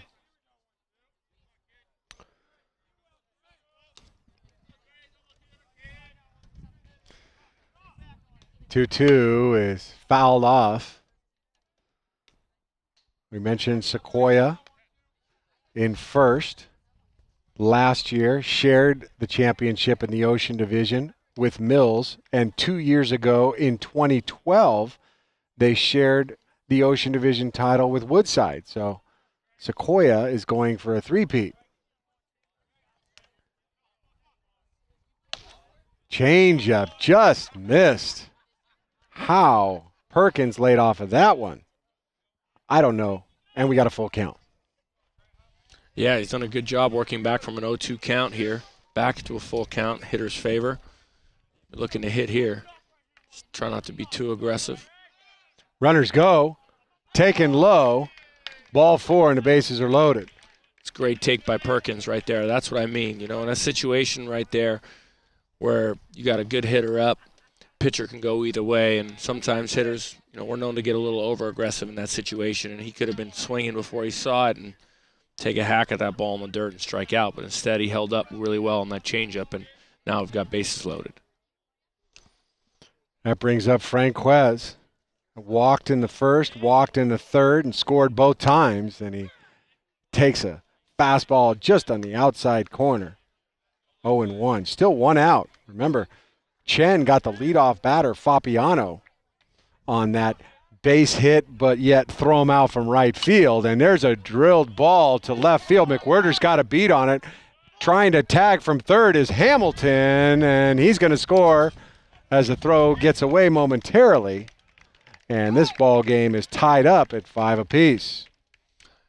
Yeah, that was a nice piece of hitting right there from Franquez. Staying behind it, driving it into deep left field, and making sure they get that extra run in.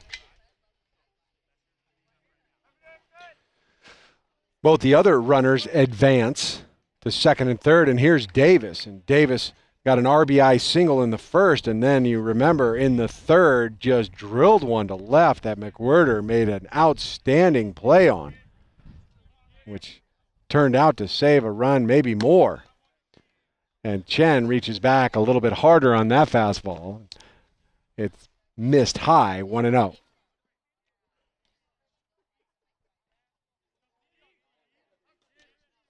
Second and third. Perkins on second, and it's Petsche on third. And Davis takes a strike, evens the count at 1-1. 2 down now. Chen just a pitch away from getting out of this. And there's a ground ball through the hole for a base hit. This could score 2. And it does. So Davis, the number 3 hitter, does, quote, his job. And now it's the Dons regaining the lead. They're up 7-5. Yeah, this game looks like it's all offense from beginning to now. Both teams are doing a good job, just back and forth, back and forth. 1 run here, 2 runs there. Both doing a really good job of scrapping out and having good at-bats. So 3 runs across. Here comes the pitching coach for the Vikings. We mentioned 2012, Sequoia shared the title with Woodside. Aragon that year finished 3rd, and Mills finished 4th. So one of Mills' really good years. They were 9-5 in the Ocean Division and went 15-12 overall.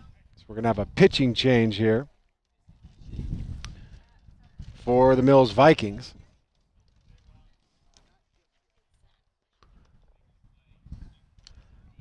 And it looks like it's going to be Jordan Ganim.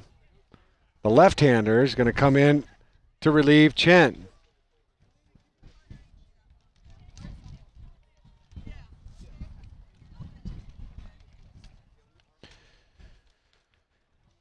Ganim on the season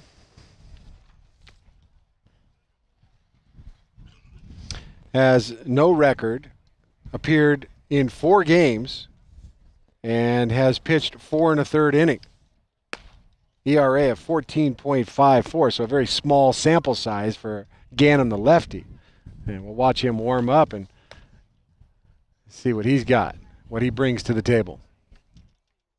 Little change from the righty. He's kind of a slower pitcher. Now you bring it from the left side, and he's got to face this lefty-heavy lineup that could end up being somewhat of an advantage for the Vikings, Anthony. Yeah, definitely, and I think that's what Adornetto and the pitching coach are thinking right now is, you know, this lefty-heavy lineup, a lot of runners are getting on base, a lot of guys are getting hits. Got to find a new way to attack them, and see if this lefty-lefty matchup will help favor them. Last year, Mills went 12-2, we mentioned, tied with Sequoia for first in the Ocean Division, and they were 13-13 overall. Made it to the Central Coast Section playoffs last year, played at Westmont, and lost in the first round by the score of 8-3. So the first batter Ganim will face will be the cleanup hitter, Stephen Hughes, the left fielder. He's 0 for 2, fly to right, and reached on an error, and he hits another fly ball to right. And that's going to end the inning. So a very good pitching change made by the Mills coaching staff. One pitch, and it's the third out. They get out of it, but Aragon does get 3, and they lead at 7-5 after 3.5. Yeah, it's nice to come in, one pitch, one out, and get yourselves out of the inning. Both teams have been doing a lot with the bats. Let's see if it goes back to the Mills side again like it has the last couple innings. See if they can get a few runners on to start and get back at the Dons with a couple more runs. Chen ended up throwing 64 pitches, walked 3,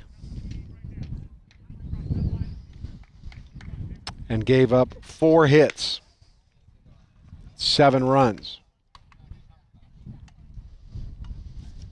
And now the Vikings, in their bottom half of the fourth, facing Hahn, who has gone the distance, and he's thrown 67 pitches through 3.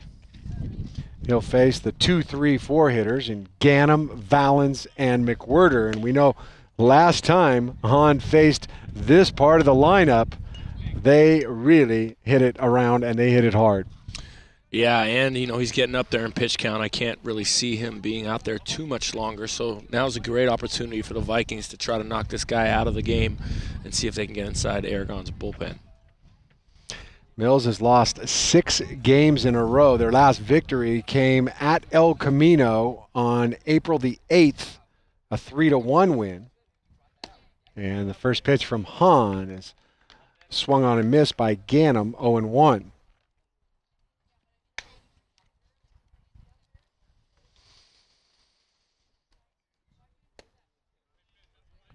Change up low, evens the count at 1-1. So Adornetto for Mills, the manager, facing Souza, the manager for Aragon, as that fastball is drilled right back at Hahn, who sticks his glove out and makes a nice play. And boy, that's frustrating for Ganim, who hit that ball right on the button, right back up the middle where he's supposed to, but he comes up empty. Yeah, I mean, there's not a whole lot more you can do with that pitch. He did a great job. He's got nothing to be upset about.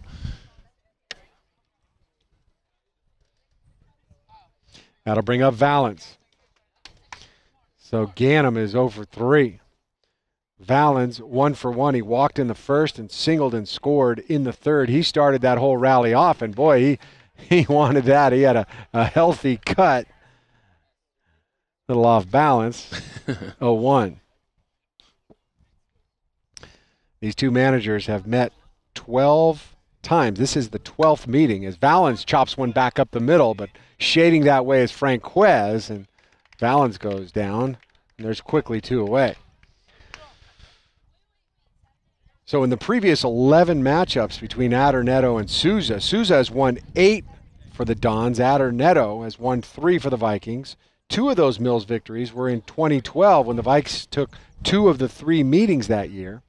Here's McWhirter, takes a fastball for a strike. The other win for Mills and Adornetto over Souza and Aragon was back in 2008. That was the first time they ever faced off, which was in Souza's first year. Taken low, 1-1. So Souza leads the managerial head-to-head matchup 8-3.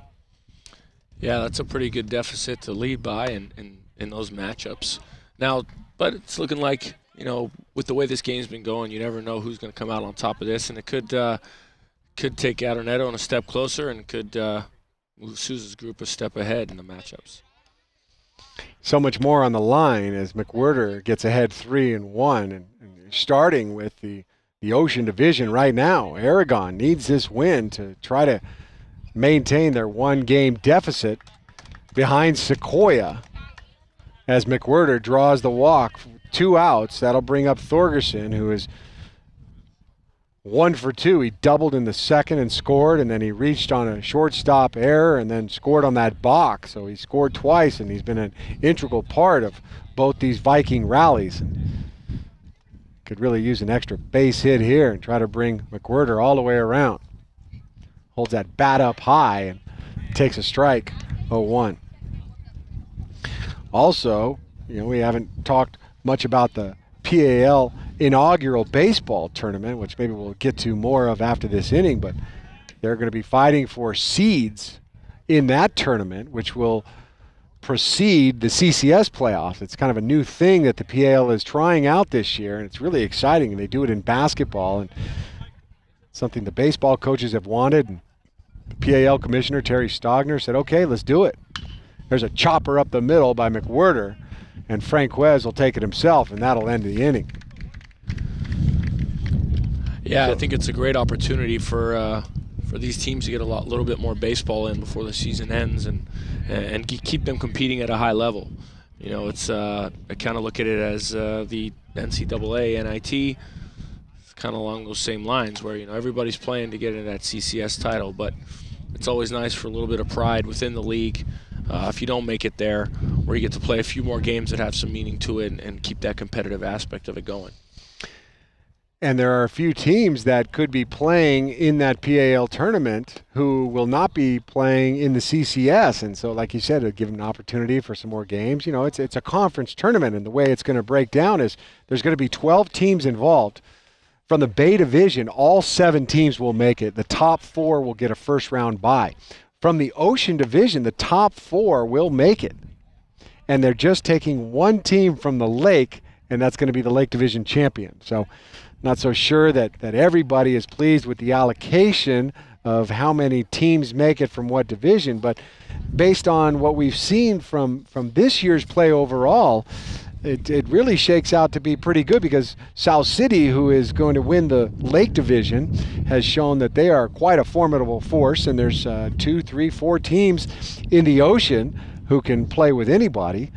And in fact, Sequoia and Hillsdale have both beat Terra Nova, and Terra Nova leads the Bay. And you get all 7 Bay divisions, and we know our Bay Division teams, we know that division is tough top to bottom, because last place Burlingame last night beat Menlo Atherton, who had been one of the best Bay Division teams all season.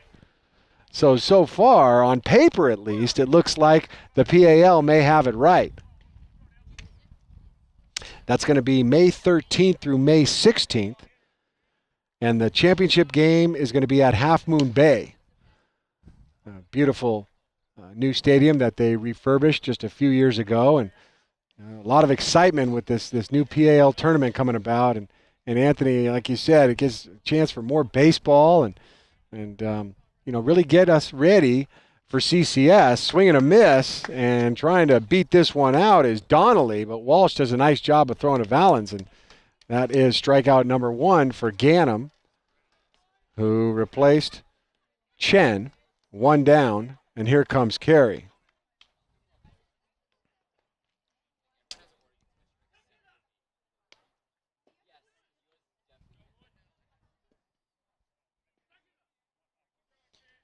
Carey 1 for 2. Singled, 2 RBIs in the first, and then grounded out to first. Check that, grounded out to the pitcher in the 3rd inning. Fouls it back, 0-1.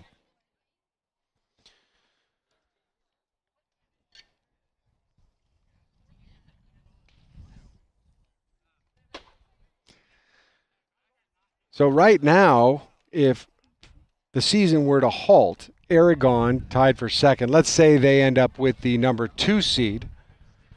The Ocean Division number 2 plays the Ocean Division 1 no matter which way they go in the first round of the P.A.L. tournament, taken outside. So that ought to be an interesting matchup, except it's going to be like the 3rd time they've had to play each other. Mm-hmm. And that's that's a good thing, I think. I always liked the series type matchups when it came to playing games. unfortunately in high school, you have to have the midweek game and then your weekend game, or depending on, if rain or not. But it's always nice when you have to play teams consecutively in a week or so, because then you really get to see, hey, look, you face their ace, you face their 2, and then you face their 3. And then that's where you really get to see which team, can capitalize on the other team's weaknesses and strengths and so on and so forth. So I think that's a better tell in terms of better teams. Drilled to right field. Base hit. Carey, 2 for 3. That's the first hit that Ganim has given up in his 3 batters he's faced. 1 down, and here's Fabiano, 0 for 2, grounded to short. And he was the victim of the old 9-3 putout in the 4th inning.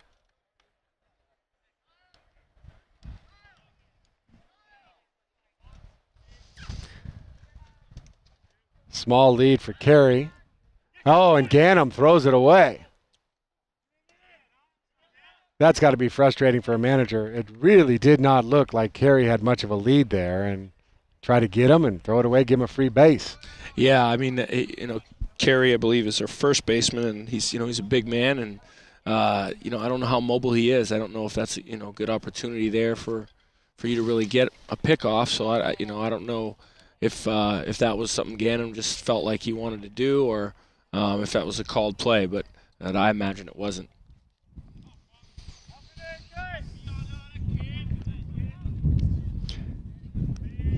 Carey 0 for 1 steals this year. Fabiano takes low.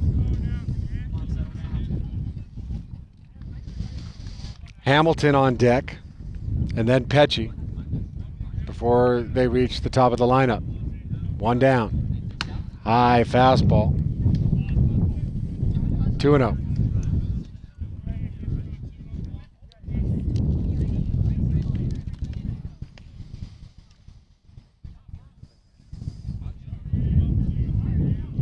From the chest, in the dirt, gets away from Walsh. Wild pitch, and going over to third is Carey. And Fabiano's ahead 3-0. So again, we talked about the small sample size, and a situation like this, sometimes experience comes into play.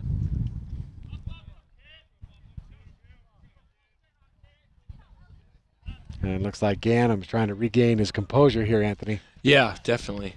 He, the last couple of batters he faced, he's looked a little less uncomfortable, a little more uncomfortable than he did previously, and now with another walk, he's looks like he's starting to lose things a little bit.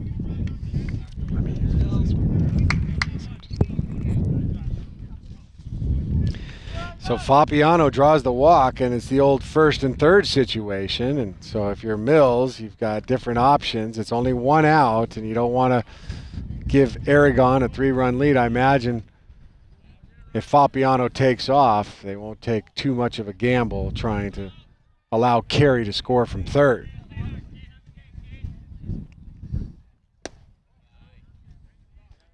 Fabiano is not going. Pitches a ball to Hamilton, who's 1 for 2, reached on an error in the second and singled and scored in the fourth. Yeah, in this situation with the runner that's on third base, and not knowing how, I'm not sure how confident Tony is in his catcher's ability to throw the guy out at second. It's probably better to play it safe, trust your defense here, and try to minimize mistakes. Runner goes, pitch in the dirt. Fabiano is in safe standing up, 2-0, and that's 6 straight balls thrown by Ganim, and Walsh is going to go talk to his left-hander. Souza's been there before. He's had one outstanding year back in 2009. He won this Ocean Division going 14-0, went 26-6 overall. First round of the CCS, shut out Mountain View 9-0, and then lost to Monterey in the second round 5-2. Now here's an interesting situation here with with Kyle Hamilton up, who's a pretty big physical kid, can swing the bat pretty well. And then you have Petsche on deck, who's hasn't had a hit yet this season. Might be a good opportunity now to allow this guy to get on base, try to pitch around him, and see if we get the next guy up and maybe force it a double play or force out at the plate. Ganim is struggling to throw strikes now. 1 strike in the last 8 pitches for Jordan. Low and out of the zone, 2 straight walks, and now the bases are juiced. And here is Petsche.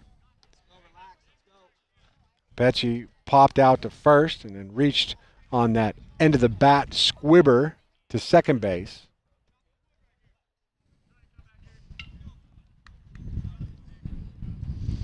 And we've got a pinch runner. And it's Billy Mason who's going to run for Hamilton, the catcher.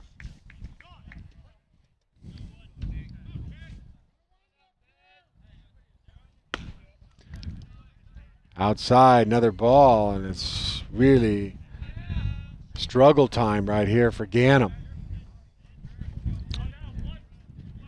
Yeah, he's definitely having a trouble locating his fastball, and it's really tough to go to your other pitches when you can't command that. Able to find the zone there. Petsche gave an offering at it, but he missed. Counts 1-1. Bases loaded, 1 down here in the 5th. Aragon trying to increase their 2-run lead. Ganim from the windup. Just missed outside. 2-1.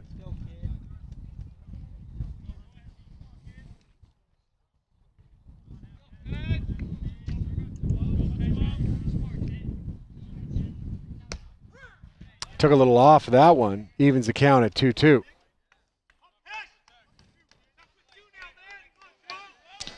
Yeah, that's got to help Ganim settle in a little bit right there, knowing you got 2 strikes on the guy.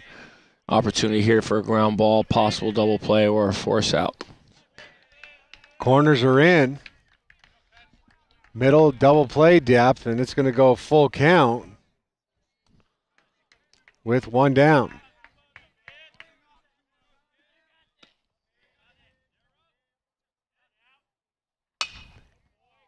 Took a little off it, a little dunker, in for a base hit. Carey scores. And it's 8-5 Aragon. There's Petsche's first hit of the season. Yeah, and it's a nice one.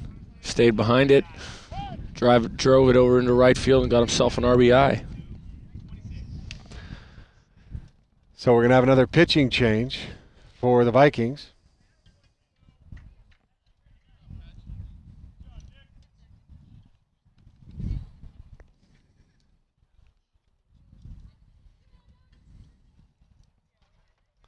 And it's going to be Zucchiotti. Shortstop going to stroll in. Zucchiotti on the season. 5 appearances. Has pitched 6 innings, has no record, but has 1 save and has a 0.0 ERA. So, again, not a large sample size, but what we've seen, Zucchiotti can bring it a little bit. That's good, and that's in this situation they need to bring someone in who can keep command of this game so it doesn't get out of hand. It's a 3-run ball game right now, but as the Vikings have shown, that's not a deficit that's too large to overcome. But a couple more runs here, and it could be, the nail in the coffin, so to speak, that Aragon needs. We mentioned that you were familiar and talked about Coach Adornetto, but Coach Souza from Aragon, just 1 year ahead of you, class of 98, you were 99, and can you tell us what you remember about Lenny Souza, the Dons manager?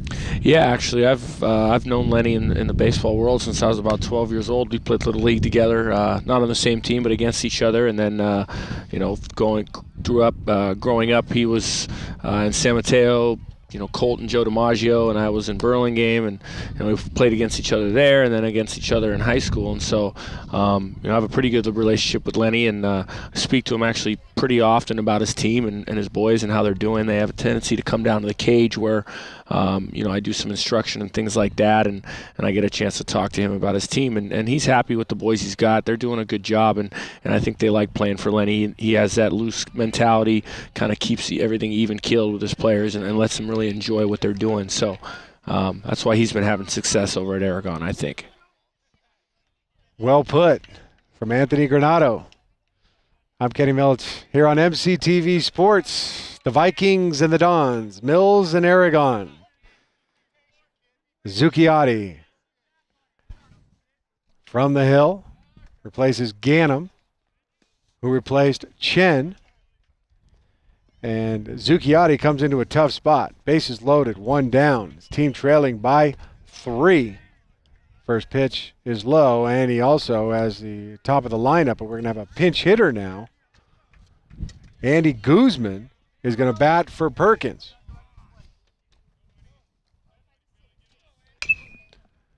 And Guzman fouls it off.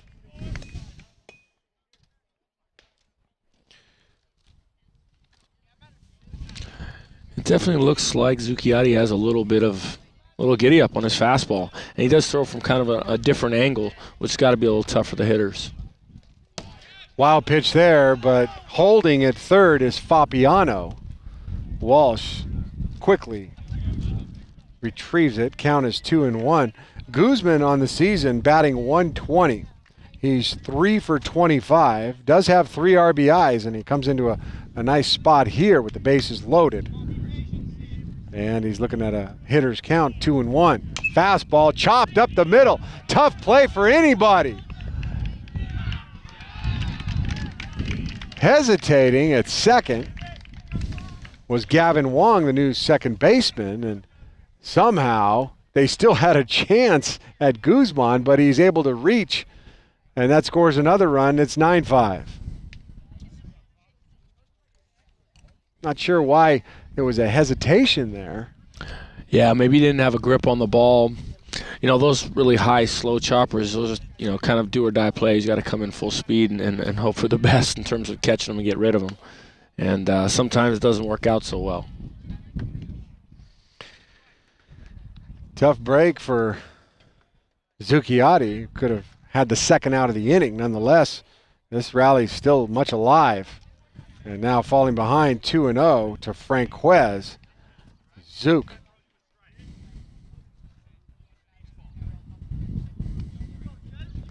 Left-handed, Franquez picked up the win on Tuesday over these Vikings. Takes high for a ball, 3-0, and there's nowhere to put Franquez. No, it's always tough when you bring in a new pitcher and they're struggling to throw strikes.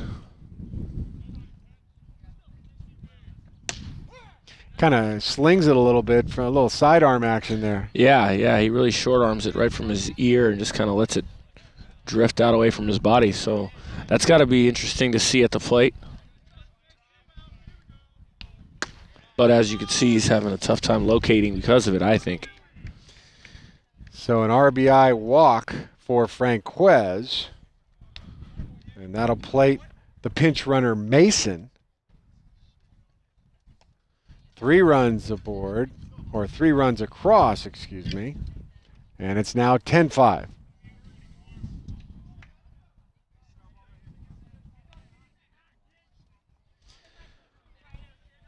All those 3 runs are going to be charged to Ganim, including the runner at third, which is Petsche.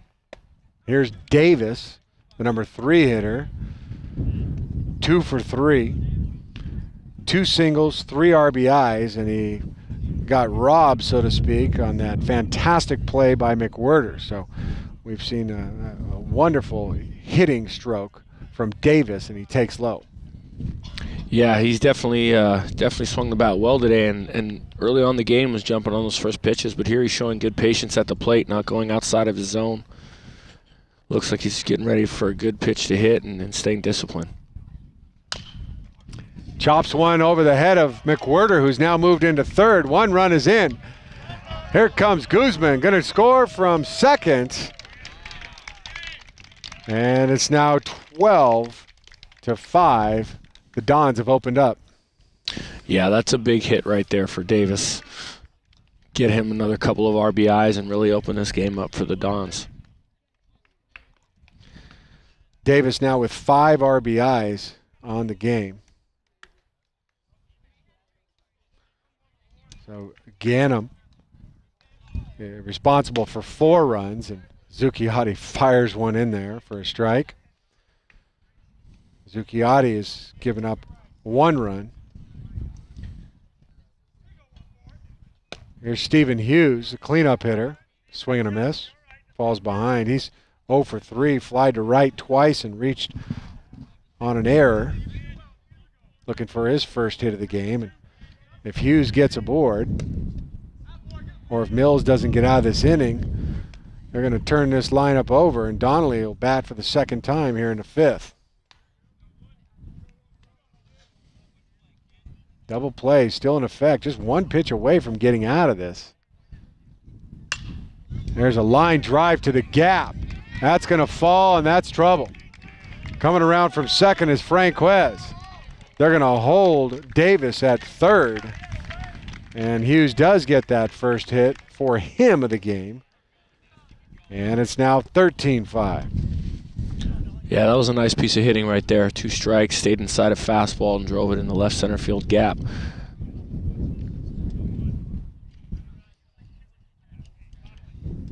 Give Hughes a double on that.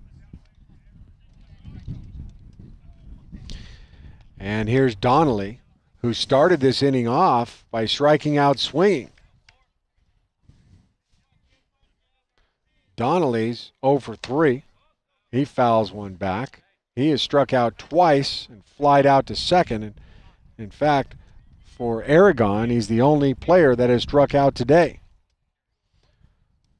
Chen got him in the 1st, and Ganim got him here in the 5th. Takes high, 1-1. Well, hopefully for him, he can get up here and salvage a good at-bat here, kind of turn things for himself, try to end on a quality note. Zucchiotti whips in a fastball and now gets ahead 1-2.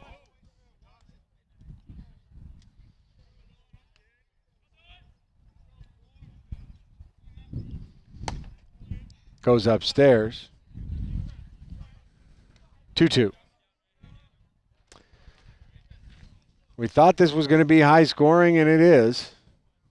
Although all of a sudden the Dons offense has really showed the bulk of the scoring late. Swing and a miss as Donnelly goes down for the 3rd time. 2 down here in the 5th. That'll bring up Brendan Carey. 2 for 3. 2 singles, 2 RBIs, a run scored, and he chopped back to the pitcher. Big left-hander. Already singled and scored in this inning. Gets ahead 1-0.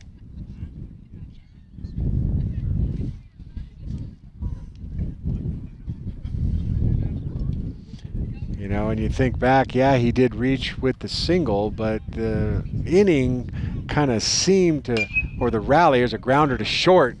Making the play. And getting the final out of the inning is the new shortstop, I believe. I want to say it was Chen. Didn't quite catch a number on it. Mills making a few different substitutions. Nonetheless, 6-3. They thought that it may have been pulled off the base, but Valens was able to stay on to get to mercifully end that inning, which seemed to take forever for Mills. Yeah, the Don, that's always tough. The Dons were at the plate for quite a while. It's tough for the defense. It's tough for pitching, and then now you put yourself in a pretty big hole offensively that you got to work your way out of. However, the Mills Vikings have showed themselves to be scrappy and competitive hitters at the plate up to this point. So let's see how they answer back.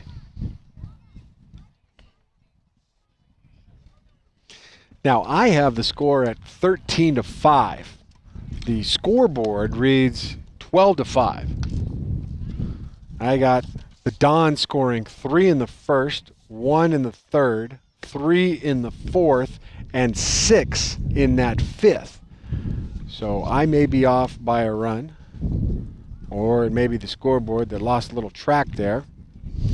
Nonetheless, Mills has their work cut out for them. They've still got 3 more innings to do so, and they've shown they can put some hits together.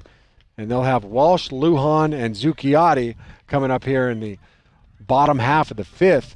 But Kevin Hahn on the hill for the Dons has shown to be a formidable competitor, and he's, like you said, reaching a high pitch count. He's at 79, but he's still bringing it.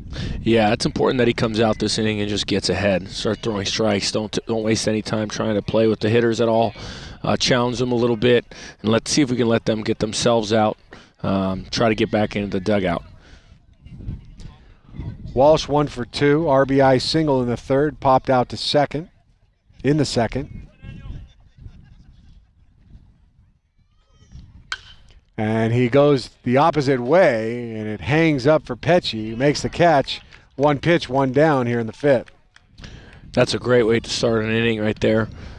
Get ahead and hope that hitter comes out and is a little aggressive and swings at that first pitch. Let's see if he can get 2 strikes and 2 pitches here. Lujan, number 7 batter, third baseman, 0 for 2. Takes high, flied to center in the second, and reached via the fielder's choice in the third.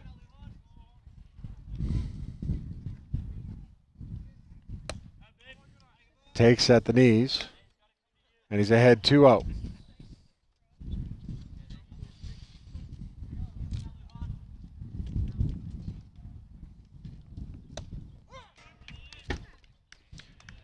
Takes a strike, 2-1.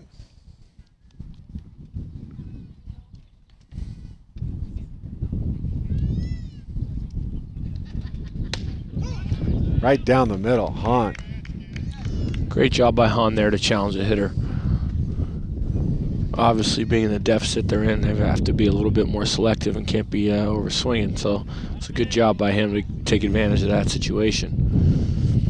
Curveball, Lujan lays off. Full count to Jason. Pops it up. Shallow left field. Coming in is Hughes, and he's able to reel it in for the second out.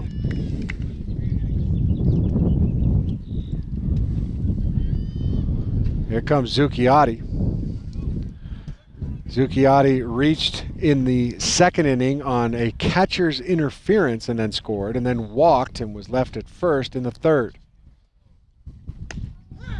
Takes a nice fastball. That was pitch number 87 for the right-handed Hahn.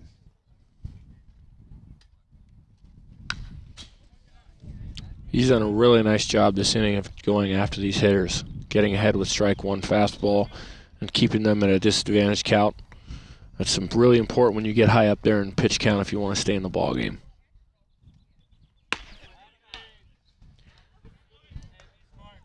One and two now. Hahn has walked just 2. Has not struck out a batter. Actually, he struck out 1. He struck out Chen. Excuse me. So the scoreboard has adjusted, and it is indeed 13-5 here in the bottom of the fifth. High fastball, Zuki lays off, and the count goes full.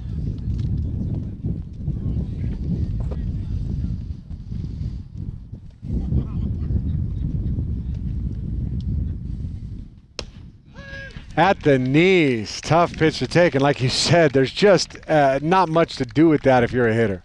Yeah, I mean, it's definitely too close to take with 2 strikes on you, but yeah, not a whole lot you can do. Got to give it to Hahn there. Did a great job that inning going after hitters, throwing a lot of strikes and getting his team back in the dugout without even getting a base runner on. Second strikeout for Hahn, and we've completed 5. 13-5, Aragon with the lead as we head now to the top half of the sixth. It'll be Fabiano, Hamilton, and Petsche, 7, 8, 9 for Aragon. you know, Mills has been kind of streaky this year. They started off well. They won their first 2, but then, you know, they lost 7 in a row before they finally beat Galileo 3-1, and they started to get hot there for a while. They went 4 out of 5, and then they're on that recent losing streak. And we talked with Coach Adornetto at the last game we covered here for MCTV Sports, and you know, he lost a lot of players and key ingredients from last year's co-championship from the Ocean Division, and that's always tough as a coach. You lose a lot of your star players, and you're trying to bring up some guys that just don't have a lot of experience. Yeah, experience goes a long way in terms of the game and keeping that camaraderie and keeping that motivation. It's important. I mean, when you come out from winning a championship season, you have teams that are kind of gunning for you, and there are certain expectations that are held for you. And then you got new guys coming in to fill roles that, you know, maybe you're a little younger and are used to that pressure. And you know, who knows? It's a tough situation for coaches to be in, and also the players. So I can understand it. Couple defensive changes. McWhirter moves to catcher. Walsh goes over to third. I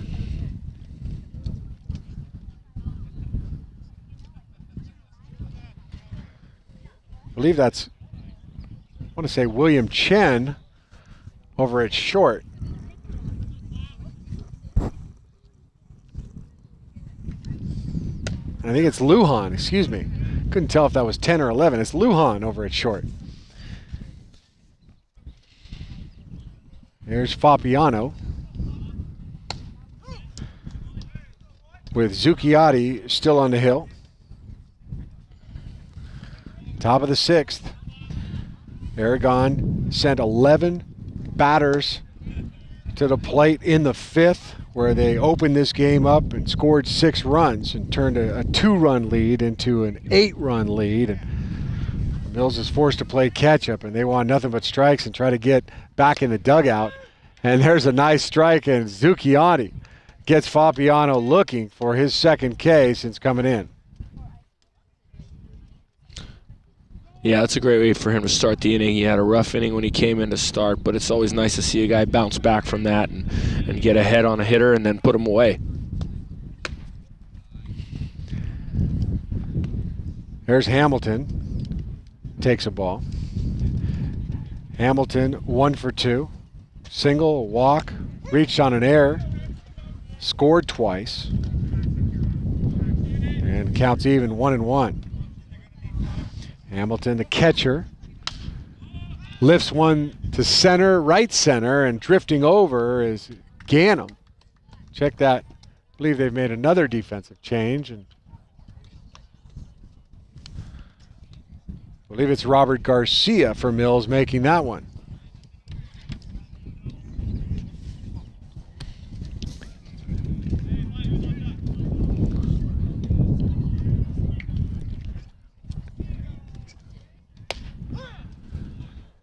Zucchiotti throws a strike, so he's come back here in the 6th and got both the first 2 batters out. Yeah, that's all. I mean, like I said, I mean, it's impressive to see. You know, sometimes you have rough innings, and it's always nice to see a guy that can bounce back from it. I mean, that's a true test of a good competitor, a guy that can, you know, takes his lumps and beatings and can bounce right back. Chopper over to 2nd. And they get the 1-2-3, so Zucchiotti does his job. He gets his Vikings back in the dugout. They'll head back to the plate for the bottom half of the 6th. 6 outs left for Mills. They got a 8-run deficit. You kind of want to try to cut it in half, maybe get 4 or 5 or even 3 just to try to give yourself some hope. Yeah, definitely. I mean, it's important for these hitters to come out right now and be selective and try to put a little bit of pressure on the pitching staff of Aragon and their defense. You know, not help him out, not swing at bad pitches, things like that. I'm interested to see if he's going to have him come out here and take a strike this inning. New pitcher on the mound. So we'll close the book on Hahn. He threw 92 pitches in 5 innings and gave up 5 runs. Struck out 2. Did a fine job.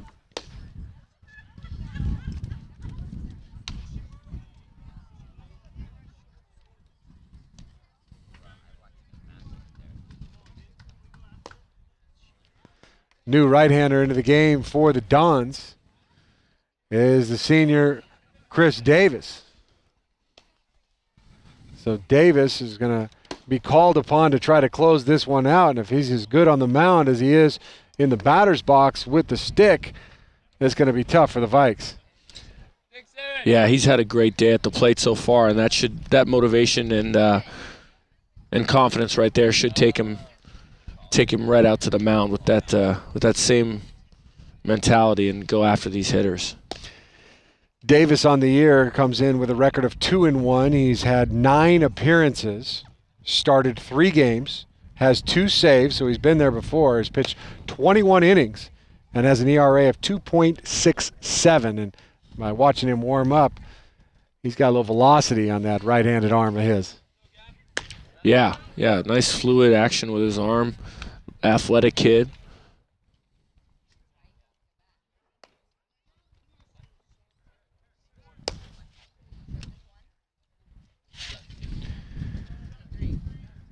New catcher in for Aragon, Junior Chavez. Chavez, a 5'11" senior. So he replaces Hamilton. So we see numerous defensive changes for both teams coming in. And the batter will be number 3, Gavin Wong. For Mills, he'll try to start this 5th inning off. Takes a fastball inside.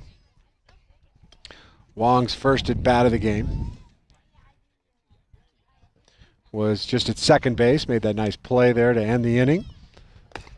Takes in the dirt, 2-0.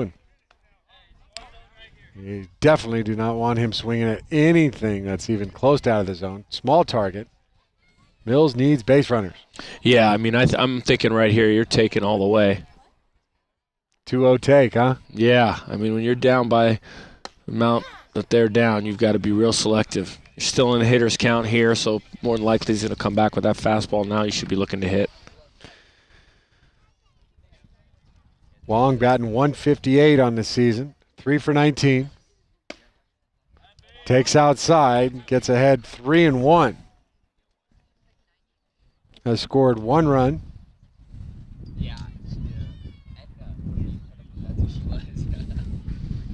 Has 1 walk. And now he's going to be looking at a full count.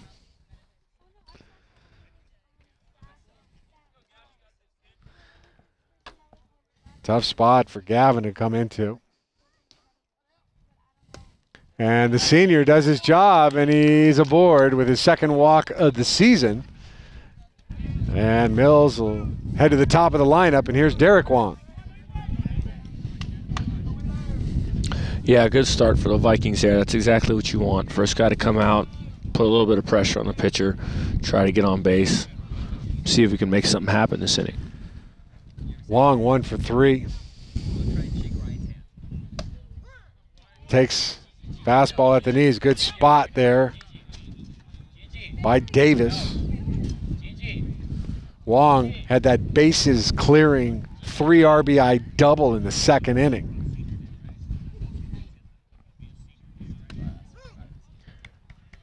Nice curveball taken for a strike.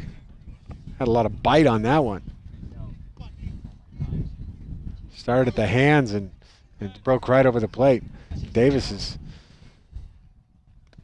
in the dirt, getting a good jump as Wong. He's got good speed, and he'll slide in easily at second. Yeah, great read.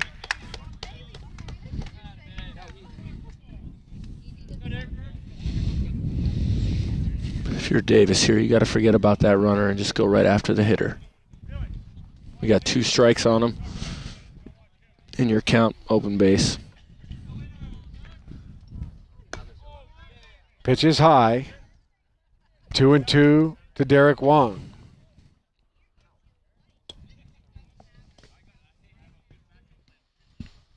Senior center fielder. Leadoff hitter. And he hits one over to first base. Scooping it up as Carey steps on the bag. 1 down. Gavin Wong moves over to third, and here's Ganim.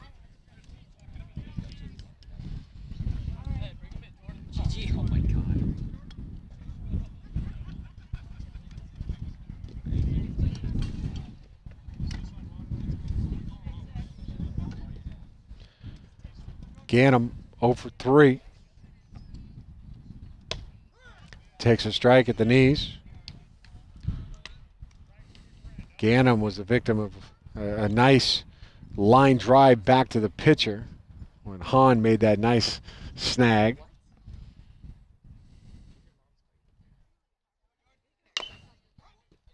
Also did a nice job when he first relieved Chen when he came into that tough bases loaded jam and got out of it on one pitch.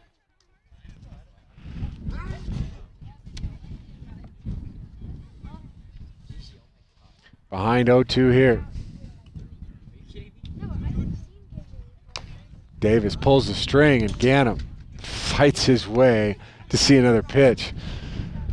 Yeah, that's a tough one to lay off of, and at the same time, it's, tough pitch to do something with. So that was a good job of Ganim just to kind of keep himself in there, get himself another pitch.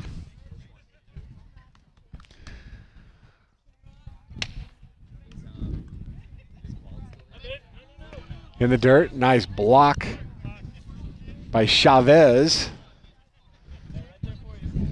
Counts 1-2. On deck is Valens. So Davis, the right-hander.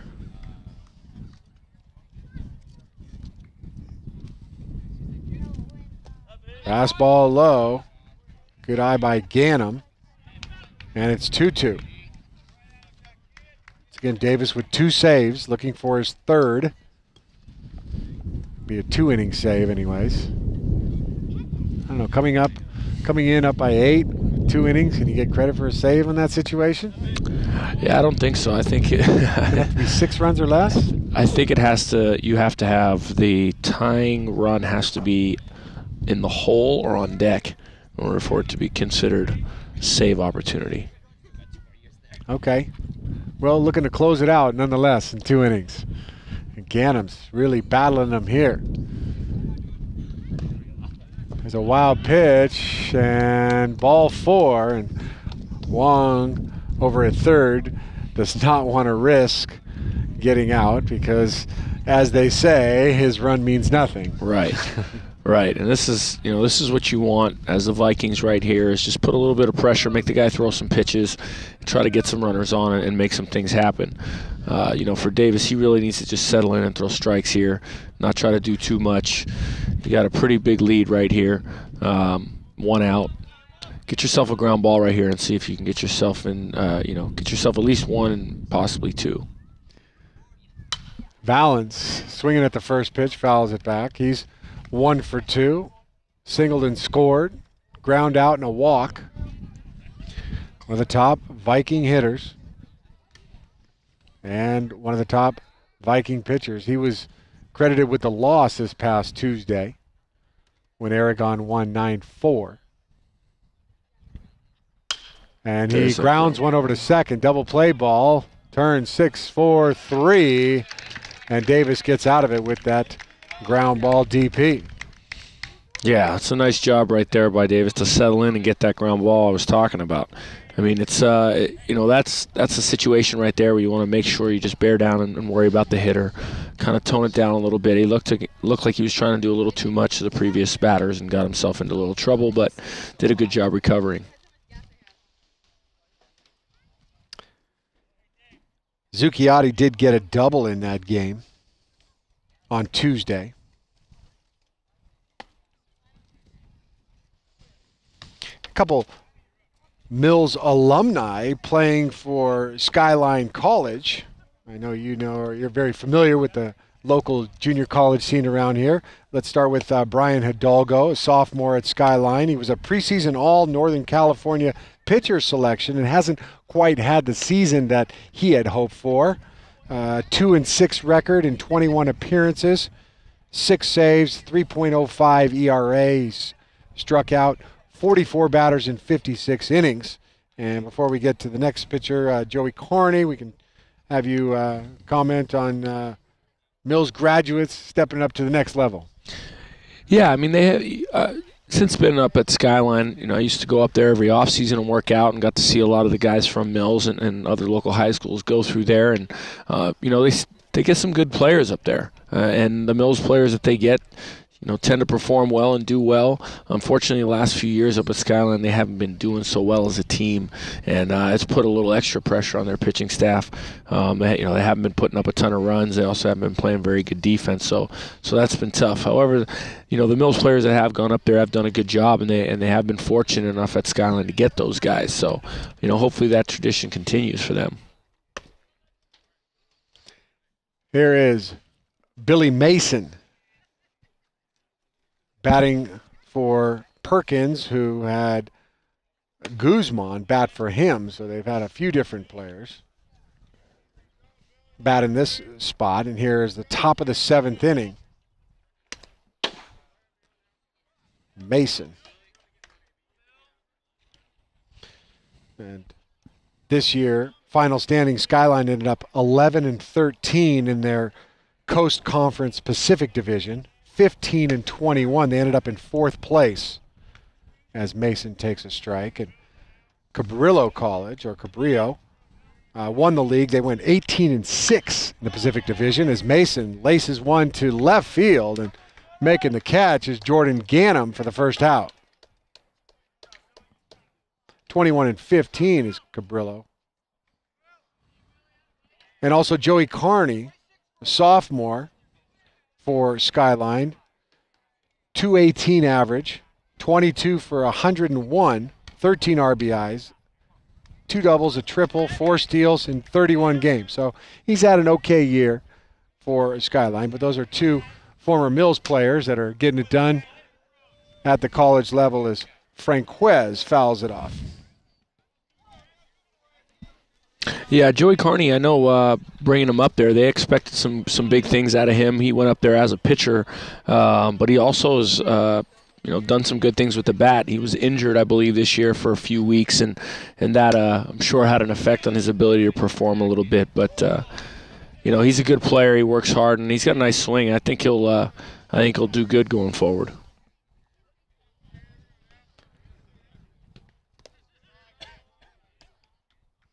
I think we have another pinch hitter here for Franquez.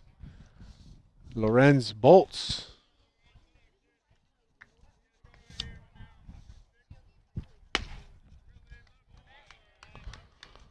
Bolts takes a ball, 2-2. We got 1 down here in the 7th. Zucchiotti still on the hill. The Vikings will have one more crack at it as Bolts pops one over to third. Walsh is able to get under it for the second out. So both teams getting some substitutions in, and probably going to be another substitution for Aragon.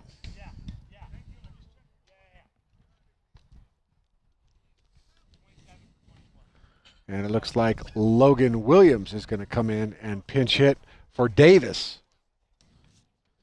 So Davis ends up 3 for 4 with 5 RBIs.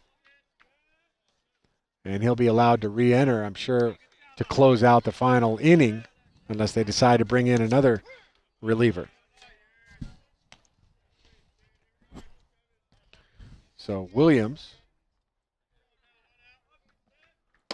swing and a miss.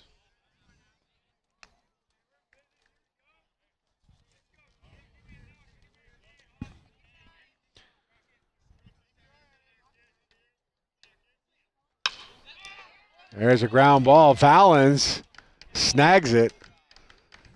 And Zucchiotti does a nice job. 1-2-3 here in the 7th. And the Vikings will have one more crack at it. They're down by 8. But never say never. Next Tuesday in the P.A.L. Ocean Division, Aragon will be hosting Cappuccino, who's currently in 4th place. They've had a good year. Hillsdale is right here at Mills, so things don't get much easier for the Vikings. Woodside is at Sequoia, and El Camino is at the Kings Academy as we wind down with just 2 games left after today in the P.A.L. until they head to the tournament, which again starts on May 13th. Yeah, things are seem to be a close race at the top of the Ocean Division, I believe it is, and these guys are battling for their opportunities to get into the CCS and get good seedings for that P.A.L. tournament. So interesting to see how this thing pans out.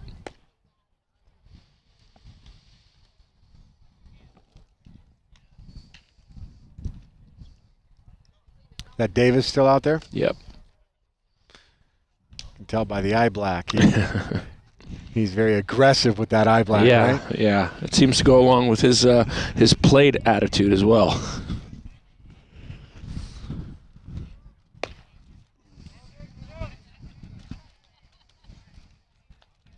Aragon is ranked 36th in the Central Coast section according to Max Preps. That's out of 108 teams. Mills is ranked 68th. According to Prep to Prep, Aragon is not currently projected to make the CCS playoff 48-team field. This year they're going to have 3 divisions, the Open Division, Division 1 and Division 2.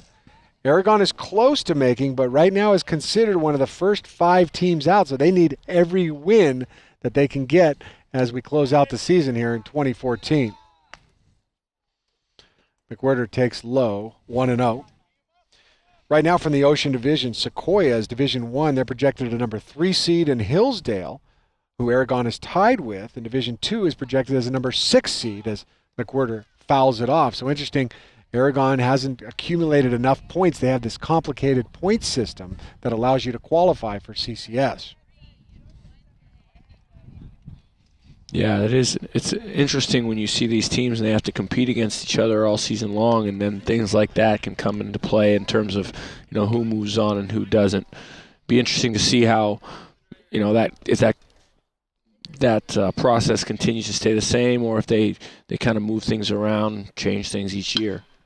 McWhirter fouls it off. Count evens up at 2-2, and this type of situation with the P.A.L. tournament, if Aragon is able to run the table, and even if they finish second, pick up another couple wins, especially you beat a A-League team like a Bay Division team as McWhirter goes down looking. Davis with his first strikeout. That could end up vaulting them into the Central Coast Section playoffs. 25 pitches now for Davis, and here's Thorgerson. 1 for 3, and he chops one over to second. Fabiano scoops it up, and there's 2 down quickly. And Daniel Walsh is the final hope for Mills here.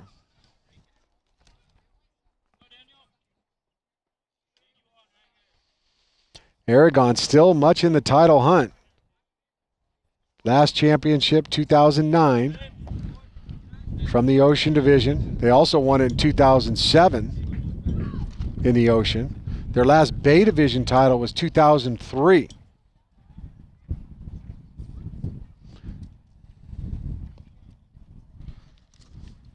We'll see how the rest of the league does, but Aragon is trying to keep pace with Hillsdale and Sequoia as Walsh fouls it off. Coach Sousa's done a nice job with the Dons. He said he likes to keep things light. Yeah, definitely. I mean, he's definitely more of a laid-back coach in terms of, I know he's pretty intense with his players in terms of demanding some things from them, but, he does like to have that laid-back, loose atmosphere in the dugout and in practice and things like that, which, I think can be a good thing and a bad thing depending on the group of guys that you got. If you got a pretty mature group of guys that know how to handle it well, then I think it works great, and I think he's been fortunate in that regard, getting players that he feels understand the difference between when to be loose and when to be serious, and so it's been working well for him. Walsh facing Davis, 2 down here in the 7th. Inside fastball. Walsh ducks out of the way and kind of shakes his head and says, thank goodness that didn't hit me. Yeah. Had some juice on it. Pops one up down the line. This one is going to be close, but it slices foul. And Walsh has shown that he likes to go the opposite way. All 3 of his bats, in fact, have gone towards the right side. Count is 2-2. Just a sophomore.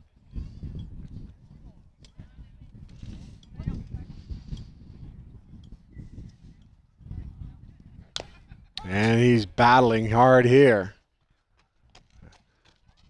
against the senior hard throwing right-hander Davis.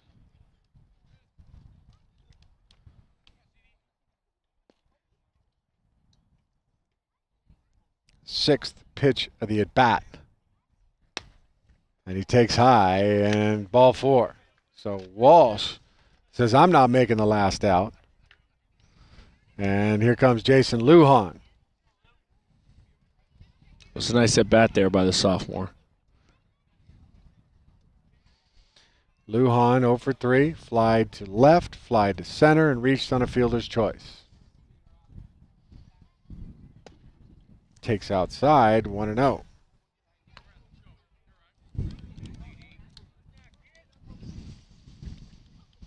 Tuesday, Mills hosts Hillsdale. That's May 6th. In fact, we'll be here for that on MCTV Sports. Lujan takes low, 1-1. It'll be our third baseball telecast. And then they close out the season Thursday as the Vikings visit Hillsdale and San Mateo. And Lujan smashes one down the left field line. That's fair. That could be extra bases. Walsh has come around to third. They'll hold him there. And Lujan is in with a stand-up double.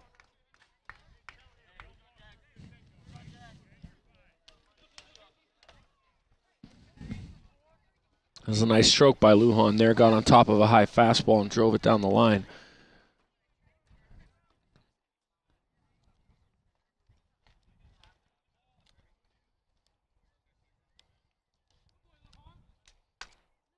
We mentioned 11 matchups between these two managers.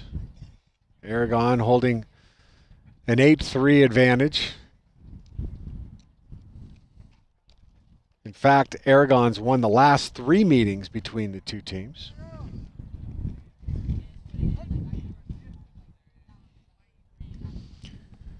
And here's Zucchiotti. Check that. We're going to have a pinch hitter for Zucchiotti. Robert Garcia.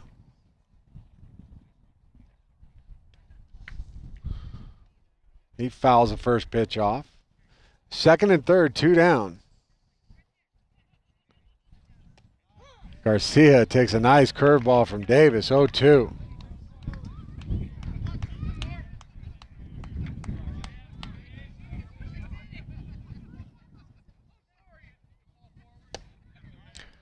Just missed at the knees. Great take there by Garcia. Plate umpire Dave Stamer was very close to ringing him up. Curveball, and that's going to do it. Aragon wins by the final score of 13-5. Anthony Granado, your thoughts on today's ballgame? Well, it was good. It was a good game to watch. A lot of action. A lot of runs scored.